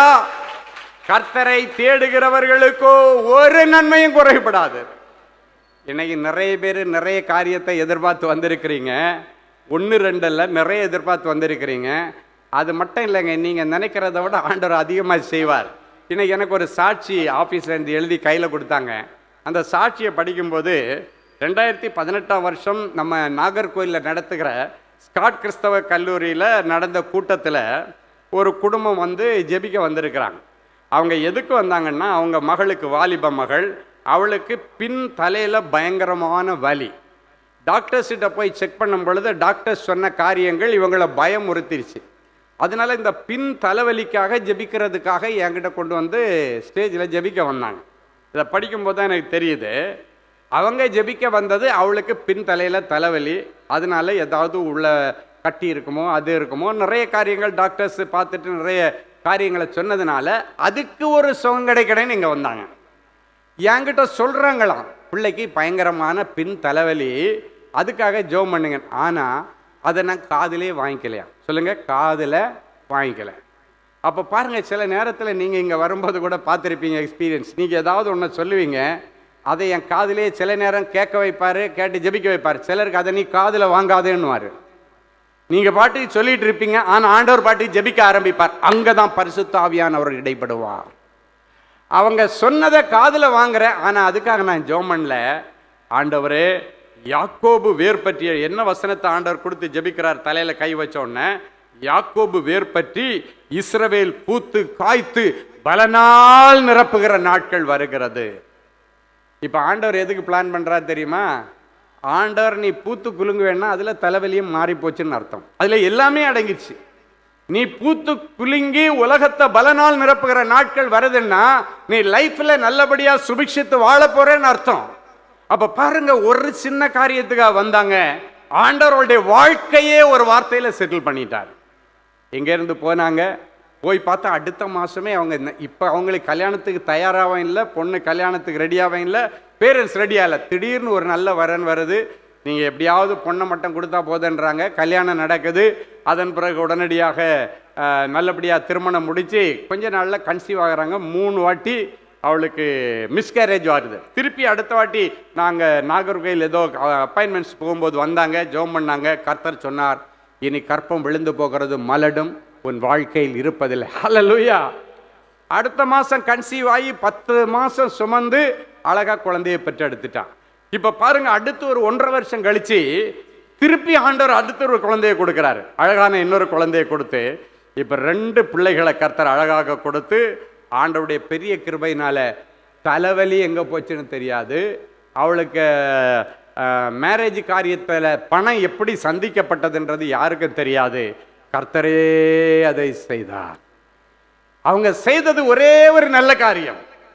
இதுக்காக அங்கேயும் இங்கேயும் போய் அலைகிறதுக்கு முன்னால் ஆண்டவரிடத்தில் ஆலோசனை கேட்க வந்தார்கள். தேவனுடைய தொடுதலுக்காய் வந்தார்கள். தேவன் தொட்டு விடுதலையாக்குவார் என்று நம்பி வந்தார்கள். இன்றைக்கும் நீ இருக்கிற கொஞ்சம் விசுவாசத்தில் வந்திருக்கிற ஆண்டவர் ஒன்ன தொட்டுட்டார். ஸ்டீஃபன் பிரதர் தான் தொடனன்றதில்ல, நீ உள்ள வரும் பொழுதே கர்த்தர் ஒன்ன தொட்டுட்டார். எத்தனை பேர் ஆமேன்னு சொல்ல முடியும்? ஹல்லேலூயா. கர்த்தர் ஒன்ன தொட்டு நீ வியாதி விடுதலையாகணும்னு வந்திருக்கிற ஆண்டவர் லைஃபுக்கே செட்டில்மெண்ட் கொடுக்கிறார். எத்தனை பேர் ஆமேன்னு சொல்ல முடியும்? ஹல்லேலூயா. வருஷத்தை நன்மையினால முடிசூட்டுகிற இந்த வருஷத்துல என்னென்ன காரியங்கள் நடக்க போகிறது சுருக்கமாக சில காரியங்களை சொல்லி நான் ஜெபித்து முடிக்க போகிறேன்.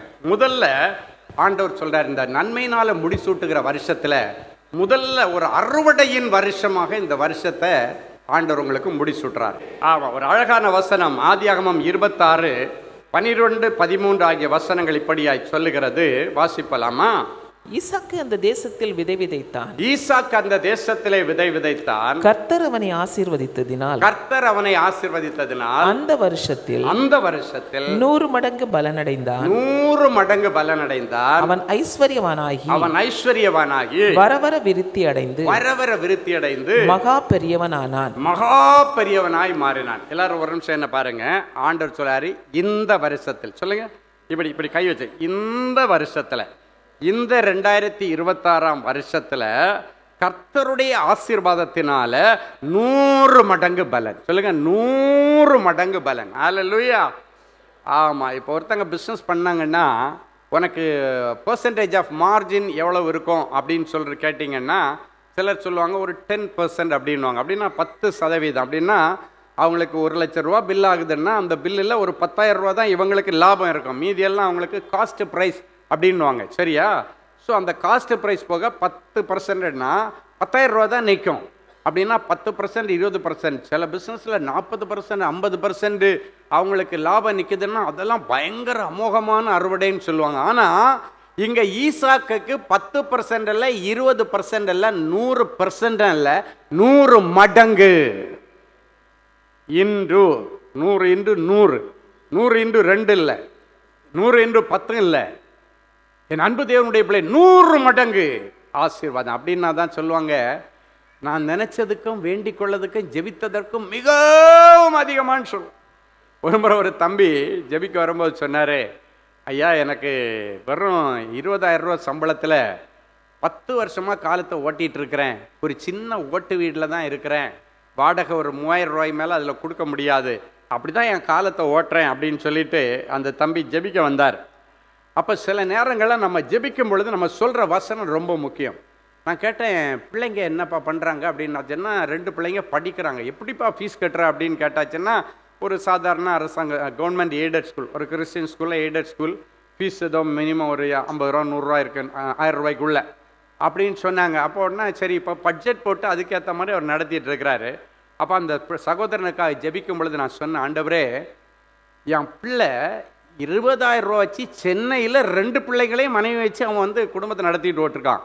ஆனால் உங்கள் வசனம் என்ன சொல்லுகிறது, நீ நினைக்கிறத விட எதிர்பார்க்கிறத விட மிகவும் அதிகமாக. அவர் என்ன சொன்னார், இந்த 20,000 ரூபா ஒரு 40,000 ரூபா இல்லை 30,000 ரூபா கிடைச்சா கூட நான் ரொம்ப சந்தோஷப்படுவேன். என்னைக்கு சொன்னார், 30,000 ரூபா இல்லை 40,000 ரூபா கிடச்சுன்னா அட்லீஸ்ட் என் பிள்ளைகளை ஒரு நல்ல இங்கிலீஷ் மீடியம் ஸ்கூல், எல்லாருக்கும் இருக்க ஆசை தானே, ஒரு நல்ல ப்ரைவேட் ஸ்கூலில் படிக்க வச்சாச்சுன்னா பிள்ளைங்க நல்லா படிப்பாங்க. நான் தான் படிக்க முடியலை அப்படின்னு அந்த சகோதரர் சொன்னார். அவருடைய இருதயத்தின் ஏக்கத்தை கர்த்தர் கேட்டார். எப்போவுமே நான் சொல்லுவேன், அடைக்கல பட்டணத்தில் நீங்கள் வரும் பொழுது நான் மட்டும் அங்கே இருப்பேன்னு நீங்கள் நினைக்கக்கூடாது. ஆண்டவர் அங்கே இருக்கார். அவர் அங்கே இருக்கிறதுனால தான் நான் அங்கே இருக்கிறேன். அவர் அங்கே இருக்கிறதுனால தான் அங்கே ஒரு அலுவலகம்னு ஒன்று இருக்குது. அவர் அங்கே இருக்கிறதுனால தான் அநேகர் அங்கே பணி செய்கிறார்கள். அப்போ எங்கள் நம்பிக்கை ஆண்டவர் அங்கே இருக்கார். அப்போ நீங்கள் வரும் பொழுது ஸ்டீஃபனை தேடி வரல, இயேசுவை தேடி வரீங்க. நான் சொல்லுவேன், கர்த்தருக்கு பயப்படுகிற பிள்ளைங்க ஒருவரோடு ஒருவர் பேசுகிறத கர்த்தர் கவனித்து கேட்கிறார். நீங்கள் கவனித்து கேட்டீங்க, எனக்கே பாவமாக இருக்கு ஆண்டவரே, என்னோட நீர் எவ்வளவு மனதுருக்கமுள்ள ஆண்டவர், எவ்வளவு இரக்கமுள்ள தேவன் ஆண்டவரே, இந்த ஜனங்கள் மேலே நீர் மனதுருகுகிற தேவன் அல்லவா அப்படின்னு கேட்டுட்டு தான் ஆண்டவர்கிட்ட ஜெபத்தை ஆரம்பிப்போம். அப்படின்னா எனக்கே இது கேட்கறதுக்கு தாங்கல ஆண்டவரே, நாங்கள் நினைத்ததற்கும் வேண்டிக் கொண்டதற்கும் ஜெபித்ததற்கும். அப்படின்னா 30,000 40,000 அல்ல, அதற்கு அதிகமாக அல்ல, மிகவும் அதிகம். சொல்லுங்க, மிகவும் அதிகம். சொல்லுங்க, எப்படி? மிகவும் அதிகம். அது இன்னைக்கு நடக்க போகுது. கரங்களை தட்டி ஆண்டவர் நன்றி சொல்லுங்க. சொல்லி ஜெபம் பண்ணி அனுப்புனேன். அவங்க கம்பெனிக்கு யாரோ ஒருத்தர் ஒரு பிஸ்னஸ் கொடுத்துட்டு இருந்தார். அவர் அவங்க கம்பெனிக்கு இப்போ சொல்கிறாரு, அப்படின்னா இந்த தம்பி வேலை செய்கிற இடத்துல ஏதோ ஜாப் கொடுப்பாங்க, ஒரு இன்னொரு கம்பெனியிலேருந்து ஒர்க் ஆர்டர் கொடுப்பாங்க. அப்போ அந்த கம்பெனிக்காரங்க திடீர்னு இந்த கம்பெனிக்கு ஒரு கண்டிஷன் போட்டாங்களாம். என்ன தெரியுமா? இதெல்லாம் ஆச்சரியமாக இருக்குது கேட்குறதுக்கு. இந்த தம்பியே எங்களுக்கு டைரெக்டாக எங்கள் கம்பெனிக்கு நீ வேலையை கொடுத்தியனா தான் உனக்கு திருப்பி ஆர்டர் தருவேன்ட்டாங்க. புரியுதா என்ன சொல்கிறாங்கன்னு? அதாவது இந்த பையனை, இந்த குறிப்பிட்ட தம்பியை நீ உள்ளே வச்சிருக்கிற, நான் உனக்கு ஜாபு கொடுக்குறேன், இவன் மூலமாக எல்லாம் வேலை நடக்குது. ஆனால் இந்த தம்பியை எங்களுக்கு டைரெக்டாக நாங்கள் எங்கள் கம்பெனிக்கு, நாங்கள் ஃபேக்ட்ரிக்கு அப்பாயின்ட் பண்ண போகிறோம். நீ அதுக்கு ஒத்துக்கிட்டீன்னா தான் திருப்பி உனக்கு ஆர்டர் கொடுப்போம். ஒத்துக்காமல் இருப்பார் அவர். பேசாமல் ரிலீஸ் பண்ணி விட்டார். எவ்வளோ சம்பளம்னு கெஸ் பண்ணுங்க, யாராவது சொல்லுங்கள் பார்க்கலாம். ஆ இல்லை, வேறு யாராவது? ஆ இல்லை, இன்னும் கூட ஒரு 2 சைவரை கூட ஏற்றுங்க. 2 லட்சம் ரூபா மாதம் சம்பளம். ஹல்லேலூயா. அவர் சொல்கிறாரு, நீங்கள் கொடுக்குற தெய்வம் கூரை பிச்சுக்கிட்டு கொடுக்குறேன்னு நீங்கள் கேள்விப்பட்டிருப்பீங்க. அதை டெய்லி நான் பார்க்குறேன் ஆண்டவருடைய ஸ்தானாதிபதியா.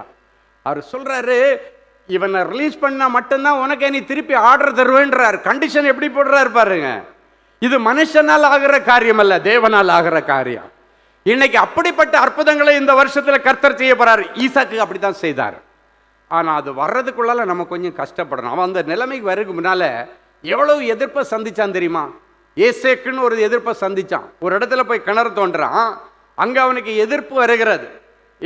ஆதியாகமம் 26:20 சொல்லுகிறது, அந்த இடத்துல கேராரூர் மேய்ப்பர்கள் இந்த தண்ணீர் தங்களுடையது என்று சொல்லி ஈசாக்கனுடைய மேய்ப்பருடனே வாக்குவாதம் பண்ணினபடியினால் அந்த துறவுக்கு ஏசேக்கு என்று பெயரிட்டான். அப்படின்னா வாக்குவாதம் நம்ம பாஷையில் சொன்னா கொடைச்சல். சொல்லுங்க, கொடைச்சல். வேலை செய்கிற இடத்துல, தொழில் பண்ற இடத்துல கொடைச்சல்.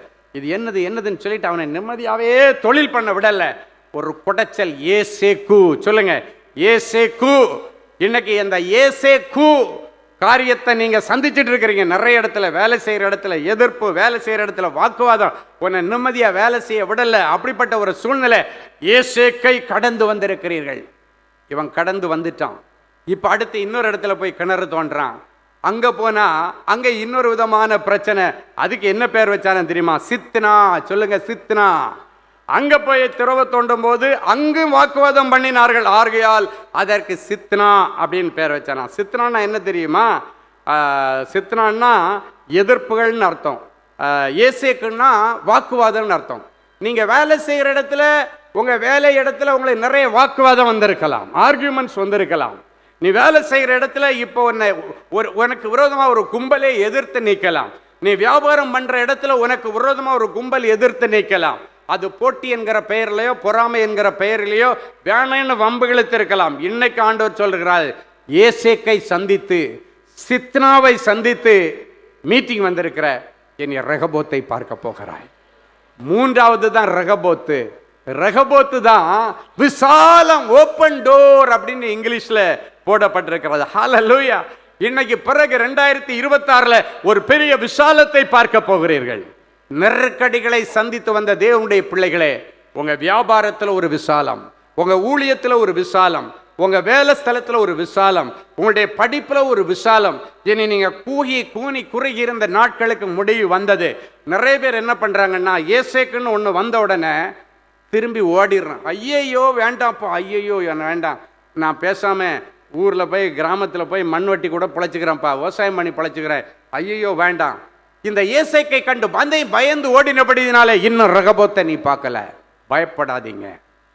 சித்னாவை கண்டு பயந்து ஓடினதுனால இன்னைக்கு உனக்கு ரெகபோத்தை முன்னால ஆண்டவர் வச்சிருந்தோம், அதை உன்னால எடுக்க முடியல. ஆனா இன்னைக்கு இருக்கிற கொஞ்சம் பலத்துல அந்த ஏசேக்கையும் சித்னாவையும் தாண்டி தேவ சமூகத்தில் வந்திருக்கிற இப்ப நீங்க போங்க. இனி உங்களுக்கு ரெகபோத், வாக்குவாதம் இல்லாத, எதிர்ப்பு இல்லாத ரெகபோத் அப்படின்னாச்சுன்னா ஒரு விரிவாக்கத்தின் ஒரு பலனை இன்னைக்கு நீங்க பிறகு பார்க்க போறீங்க. இன்னைக்கு பிறகு யாரெல்லாம் கடன்ல காலத்தை ஓட்டுனீங்களோ இனி கடன் கொடுக்கிற அளவுக்கு கர்த்தர் உங்களை உயர்த்துவார். ஹல்லேலூயா. சரி, முதல்ல அறுவடையின் வருஷம், 2வது சேமிப்பின் வருஷம். இப்ப சேமிப்பின் வருஷத்தை பார்த்துட்டீங்களா? அதுல என்ன பண்ணிருக்கு பாருங்க. தானியங்களை கொண்டு குமிச்சி போட்டிருக்கு. சொல்லுங்க, தானியங்களை கொண்டு குமிச்சி போட்டிருக்கு.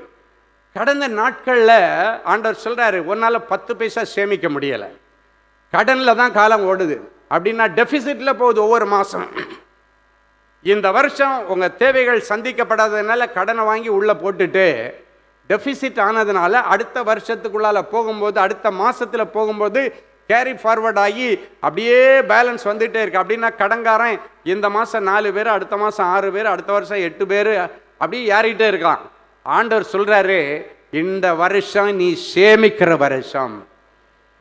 அறுவடை 100 மடங்கு வந்துச்சுன்னா சேமிப்புக்கு என்னப்பா பஞ்சம் சொல்லுங்க? அறுவடை 2%, 3%, 5% வந்துச்சுன்னா சேமிக்க வழியே இல்லை. ஆமேன். ஆமா, இன்னைக்கு ஆண்டவர் சொல்றார், நீ நம்பினால் தேவ மகிமை காண்பாய். நீ வேணா ஒன்றும் இல்லாமல் இருக்கலாங்க. ஈசாக்கு என்னங்க பிழைக்க போனாங்க? சும்மா தான் போனாங்க. அவன் இன்னும் 50 லட்சம் கொண்டு போய் இன்வெஸ்ட் பண்ணலைங்க, ஆண்டவரோட போனான். இன்னைக்கு அதுதான் ஹைலைட். நீ ஆண்டவரோட போன்னு ஆண்டவர் சொல்றார். ஆண்டவரை மட்டும் விட்டுறாதீங்க. இந்த 2026ல் ஆண்டவரை மட்டும் விட்டுட்டு நீ தனியா நின்னுறாத. அதை விட பெரிய வேதனை வந்துவிடும். கடந்த காலங்களில் இருந்த விட வேதனை வரும். அதனால ஆண்டவரை உறுதியா பிடிச்சிட்டு அவரே கூப்பிட்டுட்டு எங்க வேணாலும் நீங்க போய் பாருங்க. நீங்க நினைக்கிறத விட, எதிர்பார்த்ததை விட மகிமையான காரியங்களை கர்த்தர் செய்வார். என் அன்பு தேவனுடைய பிள்ளைகளை, ஆதியாகமம் 41:35 சொல்லுகிறது, அவர்கள் வரப்போகிற நல்ல வருஷங்களில், சொல்லுங்க நல்ல வருஷம், சொல்லுங்க இந்த 2026, சொல்லுங்க 2026 நல்ல வருஷம். நான் சொல்லலைங்க, ஆண்டவர் மங்கள வார்த்தை மூலமா உங்களுக்கு இந்த தீர்க்க தரிசன வார்த்தையில சொல்ல நல்ல வருஷம். சொல்லுங்க. ஆமா, சொல்ல போன வருஷம் ரொம்ப வேதனையின் வருஷமா இருந்துச்சு. 2025 என் விரோதி கூட வரக்கூடாதுன்னு நிறைய பேர் பேசிட்டு வந்திருக்கிறீங்க. இன்னைக்கு ஆண்டவர் சொல்றார், நல்ல வருஷம். சொல்லுங்க நல்ல வருஷம். அவர்கள் வரப்போகிற நல்ல வருஷங்களில் விளையும் தானியங்களை எல்லாம் சேர்த்து பட்டணங்களில் உண்டாயிருக்கும்படி தானியங்களை பத்திரப்படுத்தி வைத்தார்கள். பத்திரப்படுத்தி சேர்த்து வைத்தார்களாம். எல்லாரும் ஒரு நிமிஷம் என்ன பாருங்க. தானியங்களை சொல்லுங்க, தானியங்களை பத்திரப்படுத்தி சேமித்து வச்சாங்க. கடந்த நாட்களில் உங்கள் சேமிப்பு கிடங்கெல்லாம் காலியாக இருக்கு. சேவிங்ஸு பேங்க் அக்கௌண்ட்டுன்னு ஒன்று வச்சுருக்கிறோம். சேவிங்ஸ் பேங்க்னாலே சேமிக்கிற அக்கௌண்ட்டுன்னு அர்த்தம். சேவிங்ஸ் அக்கௌண்ட்டுன்னா என்ன? சேமித்து வைக்கிறது. பிஸ்னஸ் அக்கௌண்ட்டெல்லாம் தனி. இப்போ இந்த சேவிங்ஸ் அக்கௌண்ட்டுனாலே அப்பப்போ கொஞ்சம் சேர்த்து வைக்கிறது தான். ஆனால் அந்த சேவிங்ஸ் அக்கௌண்ட் இன்றைக்கி 0 பேலன்ஸில் இருக்கலாம், மைனஸில் இருக்கலாம். இன்றைக்கி ஆண்டவர் சொல்லார், சேமிக்கிற காலம். சொல்லுங்கள் பார்க்கலாம், சேமிக்கிற காலம். கடந்த நாட்களில் உங்கள் பிள்ளைங்களே உங்களை பார்த்து கேள்வி கேட்கலாம், 10 பைசா சேர்த்து வைக்கல, நீ எல்லாம் பெருசாக பேச வந்துட்டியான்னு அப்பா அம்மாவை பார்த்து பிள்ளைங்க எல்லாம் இப்போ சர்வசாதாரணமாக கேள்வி கேட்குறாங்க. ஆமேன். ஆமாம், உங்கள் பிள்ளைங்க முன்னால் தலை நிமிர்ந்து நிற்பீங்க. உங்கள் குடும்பத்தார் ஒன்றை பார்த்து சொல்லியிருக்கலாம், 10 பைசா பிரயோஜனம் இல்லை, நீ எல்லாம் பெருசாக பேச வந்துட்டியா அப்படின்னு கேட்டிருக்கலாம். இன்னைக்கு 10 பைசாக்கு பிரயோஜனம் இல்லைன்னு சொன்னவங்களுக்கு இனி தாராளமாய் நீ பிரயோஜனப்படுவாய். ஆண்டவர் அதற்காக தான் இந்த நாளில் ஒன்றை அபிஷேகம் பண்ண கூட்டு வந்திருக்கார். இந்த மைதானத்தில் இன்னைக்கு நிறைய நல்ல காரியங்கள் நடந்துட்டு இருக்கு. இது பதவி ஏற்பு விழா மாதிரி, இது ஒரு முடிசூட்டு விழா. தேவனுடைய நன்மைகளினால உன்னை முடிசூட்டி நல்ல அறுவடையின் வருஷத்தை கொடுத்து, சேமிப்பின் வருஷத்தை கொடுத்து உன்னை கனப்படுத்தி அனுப்புகிற ஒரு வருஷம். என் அன்பு தேவனுடைய பிள்ளைகளே, இதை யாரு கூட இருந்தால் செய்ய முடியும் தெரியுமா? ஆண்டவர் கூட இருந்தால் சேமிக்கலாம். அன்னைக்கு 5 அப்பம் 2 மீன். எத்தனை சொல்லுங்க? 5 அப்பம் 2 மீன். சொல்லுங்க, 5 அப்பம் 2 மீன். இப்படி சொல்லுங்க, 5 அப்பம். இந்த செய்கைகள் ஒன்றுலேயும் ஒரு ஆசீர்வாதம் இருக்குது. அதுக்கு தான் சொல்கிறேன், பரலோகம் நம்மை உற்று கவனிக்கிறது. 5 அப்பம் 2 மீன். சொல்லுங்க, 5 அப்பம் 2 மீன். ஆனால் அங்கே இருந்தவங்க, அந்த புருஷர்கள் மாத்திரம், ஆண்கள் மாத்திரம் 5000 பேர். எப்படிங்க சாப்பிட முடியாது. ஆனால் கர்த்தர் இருந்ததுனால 5 அப்பம் 2 மீனை கொண்டு 5000 பேர் போஷிச்சு 12 கூட நிறைய மீதம் எடுத்தார்கள், சேமித்தார்கள். அழகா அந்த வசனம் சொல்லுகிறது, மத்தேயு 14:20, எல்லாரும் சாப்பிட்டு திருப்தி அடைந்தார்கள், மீதியான துணிக்கைகளை 12 கூடை நிறைய எடுத்தார்கள். எல்லாரும் ஒரு நிமிஷம் என்ன பாருங்க, இதுல ஒரு ரகசியம் இருக்கு. சரியா? சரி, இந்த 12 பேருக்கு முன்னால 5 அப்பம் 2 மீனை கொண்டு 5000 பேருக்கு கொடுத்தாங்க. அதுக்கு முன்னாடி ஆண்டவர் ஏதாவது இருக்கான்னு கேட்கும்போது ஒன்றும் இல்லைன்னு சொன்னாங்க.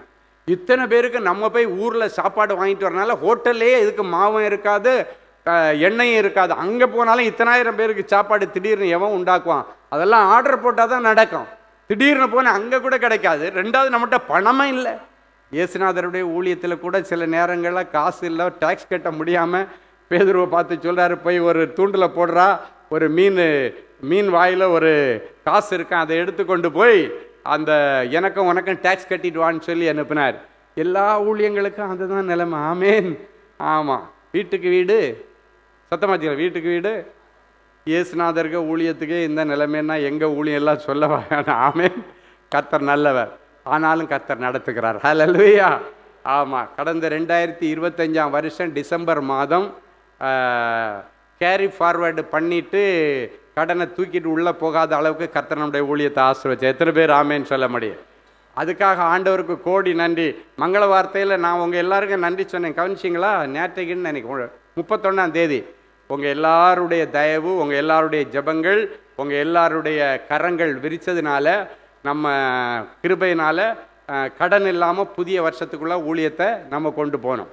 அதுக்கு நான் ஆண்டவருக்கு தேங்க்ஸ் கிவிங் ப்ரேயர் 30ஆம் தேதி நடத்தணும். 31ஆம் தேதி பகிரங்கமாக எல்லா மங்கள வார்த்தை வீவர்ஸுக்கு நான் தேங்க் பண்ணியிருக்கிறேன். ஆண்டவருக்கு நன்றி சொல்லும் பொழுது உங்களுக்கு நன்றி சொல்லியிருக்கிறேன். எனக்கு ரொம்ப சந்தோஷம். நீங்கள் இந்த ஊழியத்தில் பக்கபலமாக இருக்கிறீர்கள். பாருங்கள், இயேசு கிறிஸ்துவுடைய காலங்கள் அன்னைக்கு இந்த 12 கூடனரை ஏன் எடுத்தாங்க அப்படின்னாச்சுன்னா, 12 பேர் கூட இருக்கிறாங்க. இயேசுநாதர் கூட எத்தனை பேர் இருக்காங்க? 12 பேர் இருக்காங்க. இந்த 12 பேரும் எம்டியாக போகக்கூடாது. அத்தனை பேருக்கு ஆளுக்கு ஒரு கூட கொடுத்து அனுப்பணும். எங்கே வர்றேன்னு புரியுதா? இப்பொழுது இந்த மைதானத்தில் நம்ம ஒரு 2000 பேர் இருக்கிறேன்னு வச்சிங்களேன். 2000 பேரும் இன்னைக்கு கூடையாக சுமந்துட்டு தான் வீட்டுக்கு போக போகிறீங்க. ஹல்லேலூயா. அன்னைக்கு இயேசு கூட இருந்தவங்களுக்கு அந்த மீட்டிங் முடித்து ஜனங்களை அனுப்பி விடும் பொழுது கூட 12 பேர் இருந்தாங்க. 12 பேருக்கு ஆளுக்கு ஒரு கூட நிரம்ப, சொல்லுங்க எப்படி சொல்லுங்க, நிரம்ப நிரம்ப அப்படின்னு சொன்னால் அள்ளி அமுக்கி சும்மா அங்கே கீழே நாலனத்தை கொடுத்து ஆளுக்கு ஒரு கூட கொண்டு போங்கன்னு சொல்கிறது இல்லை. ஆமேன். ஆமாம், இப்போ எல்லாம் ரிட்டர்ன் கிஃப்ட் அப்படின்னு நிறைய பேர் கொடுக்குறாங்க. ஃபங்க்ஷன் போனால் ரிட்டர்ன் கிஃப்ட், சொல்லுங்கள், ரிட்டர்ன் கிஃப்ட். இன்னைக்கு ஆண்டவருடைய வீட்டு கல்யாணத்துக்கு வந்திருக்கேன், ஆட்டுக்குட்டியானுடைய கல்யாண விருந்துக்கு நீங்கள் வந்திருக்கிறீங்க. உங்களுக்கு ரிட்டர்ன் கிஃப்ட் என்ன தெரியுமா? கூடையா ஆண்டவர் விதமான ஆசீர்வாதத்தை கொடுத்து அனுப்புவார். ஆமேன். ஆமாம், வண்டியாக அனுப்புவார். சொல்லுங்கள், வண்டியாக அனுப்புவார். ஆமேன். ஏன்னா நம்ம அப்பாவுக்கு கொடுத்த ஆசை தீராதுங்க. எவ்வளவு கொடுத்தாலும் அவருக்கு ஆசை தீராது. ஆமேன். இன்னும் கொடுக்கலாமா அப்படின்னு ஆசைப்பட்டு அள்ளி கொடுக்கிற தேவனை நீ ஆராதிக்கிறாய். நீ எதிர்பார்க்கிறதை விட அதிகமாக கொடுக்கிற தேவனை ஆராதிக்கிறாய். குப்பையில கிடக்கிற உன்னை தூக்கி கோபுரத்தில் உட்கார வைத்து அழகு பார்க்கிற தேவனை நீ ஆராதிக்கிறாய். அதனால அவர் செய்ய கடமைப்பட்டிருக்கிறார், உனக்கு செய்வார். இந்த வசனத்தின்படி இனி மிச்சம் எடுப்பீங்க. ஹல்லேலூயா. கடந்த நாட்களில் சிலர் உங்கள்கிட்ட டயலாக் விட்டுருக்காங்க, நீ பிச்சை எடுக்கிறத நான் பார்க்க தான் போகிறேன். நிறைய பேர் டயலாக் விட்டாங்க. அவங்க நீ பிச்சை எடுக்கிறத பார்க்க முடியாது, கூடையா மிச்சம் எடுக்கிறத பார்ப்பாங்க. சொல்லுங்க, எப்படி கூட எப்படி சொல்லு, கூடையா மிச்சம் எடுக்கிறத பார்க்க போகிறாங்க. எத்தனை பேர் ஆமேன்னு சொல்ல முடியும்? ஹல்லேலூயா. இங்கே இருக்கிறவங்க எவ்வளோ பெரிய கடன் லிஸ்ட்டோ நீங்கள் வரும்போது ப்ரேயர் ரிக்வெஸ்ட் ஃபார்ம் கொடுத்துருவாங்க, கொண்டு வாங்க. இன்னைக்கு ஜெபிக்கிற ஜெபத்தில் ஆண்டவரே என் பிள்ளைங்க கடன் எல்லாம் இந்த ஒரே மாதத்தில் அடைச்சி 2026 பிப்ரவரியில் போகும்பொழுது கடன் எல்லாம் இல்லாமல் என் பிள்ளைங்க போன எத்தனை பேர் கரங்களை தட்டி ஆண்டவருக்கு நன்றி சொல்ல முடியும்? ஹல்லேலூயா. அது ஆண்டவருக்கு லேசான காரியம். பலன் உள்ளவனுக்குனாலும் பலனே இல்லாதவங்களுக்குனாலும் உதவி செய்வது லேசான காரியம். அப்போ ஆண்டவர் என்ன பண்ணுவார்? கடனை அடைக்கணும்னா டமால்னு பரலோகத்தின் மதக திறப்பார், டப்புன்னு இறக்கி விட்டுருவார். சொல்லுங்க, டப்புன்னு சத்தமா சொல்லுங்க, டப்புன்னு இறக்கிடுவார். ஹல்லேலூயா. ஏன்னா வேதம் சொல்லுகிறது, நன்மையான ஈவுகள் பரத்திலிருந்து உண்டாக்கப்பட்டு உனக்கு வீட்டுக்குள்ளே இறக்கப்படுகிறது என்று வேதம் சொல்லுகிறது. நிறைய பேருடைய வீட்டு பொக்கிஷ சாலை எல்லாம் காலியாக இருக்கு. ஆண்டவர் பார்த்துட்டாரு, போங்க, ஆண்டவர் ஃபில் பண்ணிட்டார். சொல்லுங்க, ஆண்டவர் ஃபில் பண்ணிட்டார். இனி நிரம்பி வழிகிற செல்வங்களை பார்ப்பீர்கள். மூன்றாவது என்ன வருஷம்? முதல்ல அறுவடையின் வருஷம், ரெண்டாவது என்ன வருஷம்? சேமிப்பின் வருஷம். மூணாவது இந்த வருஷம் ஒரு மகிழ்ச்சியின் வருஷமாய் இருக்கும். சங்கீதம் 90:15 இப்படியாய் சொல்லுகிறது. எடுத்து வாசிப்போமா? தேவரீர் எங்களை சிறுமைப்படுத்தின நாட்களுக்கும் நாங்கள் துன்பத்தை கண்ட வருஷங்களுக்கும் சரியாய் எங்களை மகிழ்ச்சியாக்கும். எல்லாரும் இந்த மகிழ்ச்சியான வருஷத்தை பாருங்க. என்ன அழகான ஒரு மனைவி, அழகான ஒரு புருஷன், கையில் ஒரு குழந்தை, எவ்வளோ ஹாப்பியாக அந்த குடும்பம் இருக்குது பார்த்தீங்களா? இதெல்லாம் எதுக்குன்னா, இதை பார்க்கும்போது ஆண்டவரே எனக்கு இப்படியே கிடைக்கணும்னு உங்கள் இருதயம் ஆண்டவரத்தில் ஜெபிக்கிறதுக்கு தான் இப்படி டிசைன் பண்ணி அந்த வசனத்துக்கு ஏற்ற அழகான அந்த படங்களை எல்லாம் போட்டு உங்களுக்கு காட்டுறோம். ஆமேன் சொல்லுங்க. மகிழ்ச்சியான வருஷம் சொல்லுங்க. ஆமாம், இன்னைக்கு பிறகு குடைச்சல் நிறைஞ்ச உன் குடும்ப வாழ்க்கை இனி மகிழ்ச்சியான வாழ்க்கையாய் மாறும். ஆமேன். ஏன்னா வசனம் சொல்லுகிறது, தேவரீர் எங்களை சிறுமைப்படுத்தின நாட்களுக்கும் நாங்கள் துன்பத்தை கண்ட வருஷங்களுக்கும் சரியா எங்களை மகிழ்ச்சியாக்கும். அப்படின்னா நம்ம பாசையில் சொன்னால் எப்படி தெரியுமா, எவ்வளவுக்கு எவ்வளவு கஷ்டப்பட்டியோ அவ்வளவுக்கு நல்லா இருப்போம். அதான் துன்பத்தை கண்ட வருஷங்களுக்கு சரியாய் மகிழ்ச்சியாக்குறோம் அப்படின்ற வசனத்தினுடைய வெளிப்பாடு என்னன்னா, எவ்வளவுக்கு எவ்வளவு கஷ்டப்பட்டியோ அவ்வளவுக்கு அவ்வளவு நீங்க நல்லா இருப்பீங்க. எத்தனை பேர் ஆமேன்னு சொல்ல முடியும்? அப்ப அதற்கான சிறப்பு ஏற்பாடுகளை கர்த்தர் செய்வார். இப்ப ஒன்றும் இல்லை பாருங்க, இந்த சகரியா எலிசபெத் தம்பதியருக்கு ரொம்ப வருஷம் குழந்தை இல்லை, கடைசியாக வயசே ஆகிப்போச்சு. அவங்க கேட்டு கேட்டு கேட்டு கடைசியாக கேட்குறத விட்டாங்க. அவங்க வீட்டில் எல்லாம் இருக்குது. வேதம் சொல்லுகிறது சகரியா ஒரு நீதிமான், எலிசபெத்து ஒரு நீதிமான். வேதம் சொல்லுகிற குணசாலியான ஸ்திரீன்னு பைபிளில் போட்டிருக்கு. அப்போது இவங்களுக்கு கிளவியாகி கிழமை ஆனதுக்கு பிறகு குழந்தை இல்லை. அப்போ அந்த குடும்பத்தில் எப்படி ஒரு மகிழ்ச்சி இருக்கும் அப்படின்றத ஒருவேளை நம்ம யோசித்து பார்த்தா கொஞ்சம் கஷ்டமாக தான் இருக்கும். என்ன இருந்தாலும், எவ்வளோ செல்வம் இருந்தாலும் அந்த செல்வம் இல்லையே அப்படின்றது அந்த குடும்பத்தில் ஒரு துக்கம். ஆனால் ஒரு நாள் ஆண்டவர் கெபிரியேல் தூதனை அனுப்பி ஒரு நற்செய்தி சொன்னான். இன்றைக்கு ஸ்டீஃபன் என்கிற தூதனை உங்களுக்கு முன்பாக கொண்டு வந்து ஒரு நற்செய்தியை சொல்லுகிறார். அந்த நற்செய்தி எப்பொழுது சகரியாவுக்கு சொல்லப்பட்டது தெரியுமா? அவன் ஊழியம் பண்ணிட்டு இருக்கும் பொழுது, ஆலயத்தில் தூபம் காட்டிட்டு இருக்கான், ஆன் டியூட்டி மினிஸ்ட்ரி பண்ணிட்டு இருக்கும் பொழுது தேவதூதன் வந்து சொல்றாரு, சகரியாவே பயப்படாதே, உனக்கு ஒரு நல்ல பிள்ளைய கொடுக்க போற, எலிசபெத் ஒரு பிள்ளைய பெற போறா, ஒரு ஆம்பளை பிள்ளை பெறுவான், அவனுக்கு நீ யோவான்னு பெயர் வைக்கணும் சொல்லிட்டு சொல்றாரு. அந்த அழகான வசனத்தில் லூக்கா 1:13 முதல் 14 வரைக்கும் சொல்லுகிறது, உன் வேண்டுதல் கேட்கப்பட்டது, உன் மனைவியாகிய எலிசபெத் உனக்கு ஒரு குமாரனை பெறுவாள், அவனுக்கு யோவான் என்று பெயரிடுவாயாக, அதன் நிமித்தம் உனக்கு சந்தோஷமும் மகிழ்ச்சியும் உண்டாகும், அவன் பிறப்பு நிமித்தம் அநேகர் சந்தோஷப்படுவார்கள். எல்லாரும் ஒரு நிமிஷம் பாருங்க. அதான் மகிழ்ச்சியான வாழ்க்கை, மகிழ்ச்சியான வருஷம், மகிழ்ச்சியான குடும்பம். அந்த மகிழ்ச்சியான வருஷம் எப்போ அவனுக்கு நடந்துச்சு? பல வருஷங்கள் தாண்டி தான். இன்னைக்கு பல வருஷங்களாக அப்படிப்பட்ட ஒரு மகிழ்ச்சியான ஒரு ஆசீர்வாதத்திற்காக, மகிழ்ச்சியான ஒரு குடும்ப வாழ்க்கைக்காக, நல்ல மனைவி அமைவதற்காக, நல்ல புருஷன் அமைவதற்காக, நல்ல பிள்ளை அமைவதற்காக ரொம்ப வருஷமா ஜெபம் பண்ணிட்டு இருக்கிறீங்க. இன்னைக்கு ஆண்டவர் தேவதூதன் மூலமாக, ஸ்டீஃபன் என்கிற தேவன் தூதன் மூலமாக உங்களுக்கு சொல்றாரு, உங்களுக்கு நான் நற்செய்தி அறிவிக்க ஆண்டவரால் அனுப்பப்பட்டு வந்திருக்கிறேன். நான் ஆண்டவருடைய சன்னிதானத்திலிருந்து உங்களுக்கு நற்செய்தி சொல்ல அவரால் அனுப்பப்பட்டு வந்திருக்கிறேன். கேப்ரியேல் சொன்னது போல நான் அப்படிதான் வந்திருக்கிறேன். உங்க குடும்பத்தில் நற்செய்தி உண்டாகும், நல்ல காரியங்கள் நடக்கும், சுப காரியங்கள் நடக்கும். இப்போ நல்ல சாட்சியை நான் இன்னைக்கு சொல்ல விரும்புகிறேன். 21 வருஷம் குழந்தை இல்லாமல் செல்வராணின்னு ஒரு அம்மா கன்னியாகுமரி மாவட்டத்தில் மேரேஜ் ஆகி இப்போ சுட சுட இந்த மாதத்தில் எனக்கு டைப் பண்ணி இன்னைக்கு நேற்றைய சாயங்காலம் தான் எனக்கு கொடுத்தா எங்கள் ஆஃபீஸில். இந்த சாட்சி சுட சுட இப்போ உள்ள சாட்சி. திருமணமாகி 21 வருஷம் குழந்தை இல்லாமல் இருந்தாங்க. பல மருத்துவமனைக்கு சென்று சிகிச்சை எடுத்தும் எந்த நன்மையும் இல்லை. இதன் நிமித்தம் குடும்பத்தில் இருந்த மகிழ்ச்சி, சந்தோஷம் எல்லாம் பறிக்கப்பட்டுருச்சு. கணவனார் இப்போ என்ன பண்ணுறாரு? குழந்தை இல்லை, கவலையோடு அவர் போய் வெளிநாட்டில் வேலை செய்கிறார், அரபு தேசத்தில். மனைவி இங்கே இருக்கிறாங்க, அவர் அங்கே, இவர் இங்கே. அப்போ பாருங்க, சில நேரங்களில் அந்த மகிழ்ச்சியான சம்பவங்களை ஆண்டவர் செய்யும்படி சில தூதர்களை அங்கு கொண்டு வருவார். இங்கே என்ன தூதரை பாருங்க, அவனுடைய இந்த செல்வராணியுடைய ஹஸ்பண்டு வெளிநாட்டில் துபாயில் வேலை செய்கிறார். சரியா? வேலை செய்கிற இடத்துல அவருக்கு கூட ஒர்க் பண்ணுற ஒரு சகோதரர், அவர் சொல்கிறாரு, எப்பா நீ துக்கத்தோடு இங்கே கிடக்கிற, உன் மனைவி ஊரில் துக்கத்தோடு கிடக்கிறாங்க, உங்கள் குடும்பத்தில் மகிழ்ச்சியை கொடுக்கக்கூடிய ஒரு பிள்ளை பாக்கியம் வேணும்னா நாகர்கோயிலில் தேவனின் அன்பு ஜபகோபுரத்தினுடைய பிரான்ச் இருக்குது. ஏன்னா அவங்க நாகர்கோயில்காரங்க தான். அங்கே போயிட்டு ஒரு முறை உன் மனைவியும் நீயுமா போய் ஜெபம் பண்ணிட்டு வாங்க. அப்போ எவ்வளோ வருஷம் அவர் சொல்லிட்டு இருக்கிறார். ஆனால் அவங்க இந்த மருத்துவம் பார்த்தாச்சு, அதெல்லாம் அங்கே எல்லாம் நடக்கலை, இங்கே எங்கெங்க நடக்க. அப்படி இல்லைங்க. ஒவ்வொரு ஜபகோபுரமும் மருத்துவமனை அல்ல, அது ஒரு பெதஸ்தா, இயேசு தங்கி இருக்கிற இடம். பரலோகத்தின் திரவியத்தை கொடுப்பேன் என்று சொன்ன என் ஆண்டவருடைய வீடு. அது ஒன்றும் மருத்துவமனை இல்லை. அவங்க சொன்னாங்களா, எவ்வளோ இடங்களுக்கு போய் பார்த்தேங்க, ஒன்றும் நடக்கலைங்க. இங்கே போய் என்னங்க நடக்க போகுது அப்படின்னாங்களாம். அந்த சாட்சியில் எழுதியிருக்கிறாங்க, அப்படி தான் சொன்னாங்க. கடைசியாக இவருக்கு கூட ஒர்க் பண்ணவருடைய மனைவி இந்த அம்மாவுடைய வீடு தேடி போய், நானே உன்னை கூட்டு போகிறேன் மாமா, ஏன்னா அங்கே போய் எங்கள் குடும்பத்தில் நிறைய நல்லது நடந்திருக்கு.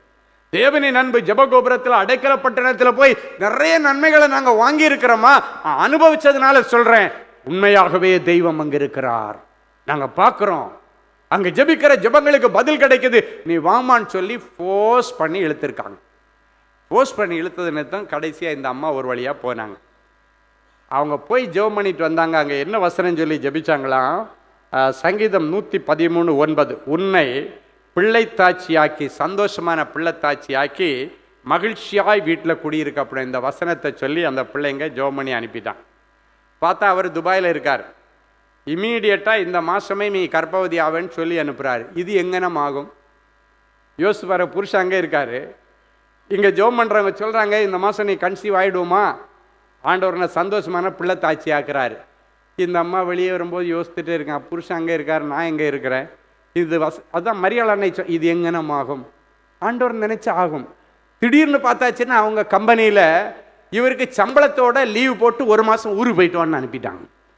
அவங்க சம்பளம் கொடுத்து, அவங்க பணம் கட்டி, அவங்க ஃப்ளைட் டிக்கெட் கொடுத்து ஊருக்கு போயிட்டு, இது எங்கனம் ஆகும்? கர்த்தரால் ஆகும். அவர் லீவு கேட்கலங்க கம்பெனிக்கு. ஏன்னா இங்க ஜெபம், அடைக்கல பட்டணத்தில் ஏறெடுக்கப்பட்ட ஜெபத்தின் நிமித்தம் அரபு தேசத்தில் இருக்கிற ஒரு மனுஷனுடைய முதலாளி இடத்துல அரபிட்ட ஆண்டவர் பேசி அவனுக்கு சம்பளத்தோட லீவு கொடுத்து ஃப்ளைட் டிக்கெட் கொடுத்து, திடீர்னு ப்ரேயர்டோருக்கு வந்துட்டு ஒரு 5 நாளில் 6 நாளில் பார்த்தாச்சுன்னா வீட்டில் வந்து நிற்கிறார். என்னன்னு கேட்டால், எனக்கு முதலாளி எனக்கு சம்பளத்தோட ஒரு மாதம் லீவு கொடுத்துருக்கார். அதே மாதம் கன்சீவ் ஆகி இப்போது எனக்கு 7 மாதம் ஆகிறது. அற்புதம் செய்த கர்த்தருக்கு நன்றி. என் அன்பு தேவனுடைய பிள்ளைகளை பாருங்க, ஒரு குடும்பத்தை எப்படி ஆண்டவர் மகிழ்ச்சியாக்குறார் பாருங்க. 21 வருஷம் குழந்தை இல்லை, 21 வருஷம் அவங்க எடுக்காத முயற்சியை ஒரு நாள் எடுத்தாங்க. தேவனின் அன்பு ஜெப மையத்துக்கு போனாங்க. இத்தனை வருஷம் எடுக்காத ஒரு முயற்சியை 2026 1ஆம் தேதி நீங்க எடுத்து மைதானத்தை நிரப்பி உட்கார்ந்து இருக்கிறீங்க. ஒருவர் கால் ஒருவர் மிதிக்கத்தக்கதாக ஆண்டவர் நிரப்பி உட்கார வச்சிருக்கிறாரு, நெருக்கமா உட்கார வச்சிருக்கிறார் உங்களை. இன்னைக்கு ஒரு மகிழ்ச்சியான சம்பவம் உங்க குடும்பத்தில் நடக்க போகுது. எல்லாருக்கும் மிகுந்த சந்தோஷம். இந்த வசனம் சொல்லுகிறது, அவன் பிறப்பின் நிமித்தம் அநேகர் சந்தோஷப்படுவார்கள். அது மட்டும் இல்லை, உனக்கும் உன் மனைவிக்கும் இதன் நிமித்தம் சந்தோஷமும் மகிழ்ச்சியும் உண்டாகும். நடந்ததா இல்லையா? அப்போ ஆண்டவர் இன்னைக்கு உங்களை பார்த்து சொல்ல, உங்கள் வீட்டில் நடக்காத திருமணம், கிடைக்காத அரசாங்க வேலை, அடைக்கப்பட்ட கற்பம் எல்லாம் திறந்து ஆசீர்வாதமான பிள்ளை செல்வத்தை ஆண்டவர் கொடுப்பார். 4வது ஆண்டவர் சொல்கிறார், ஆரோக்கியமான வருஷம். சொல்லுங்க, முதல் என்ன வருஷம்? என்ன வருஷம்? அறுவடையின் வருஷம். 2வது சேமிப்பின் வருஷம். 3வது என்ன வருஷம்? மகிழ்ச்சியின் வருஷம். 4வது ஆரோக்கியத்தின் வருஷம். அப்படின்னாச்சுன்னா நோய் நொடி இல்லாமல் நல்லபடியாக ஆரோக்கியமாக நடந்து திரிஞ்சு நல்ல குடும்பத்தை நடத்தி வேலையை செய்து தொழிலை செய்து, ஒருவேளை நீங்கள் நினைக்கலாம் வேலைக்கு போக உடம்புல தெம்பே இல்லை, வேலை செய்ய கையில் பலனே இல்லை, இந்த நோய் அந்த நோய், எவ்வளோ நோய் இருக்குது.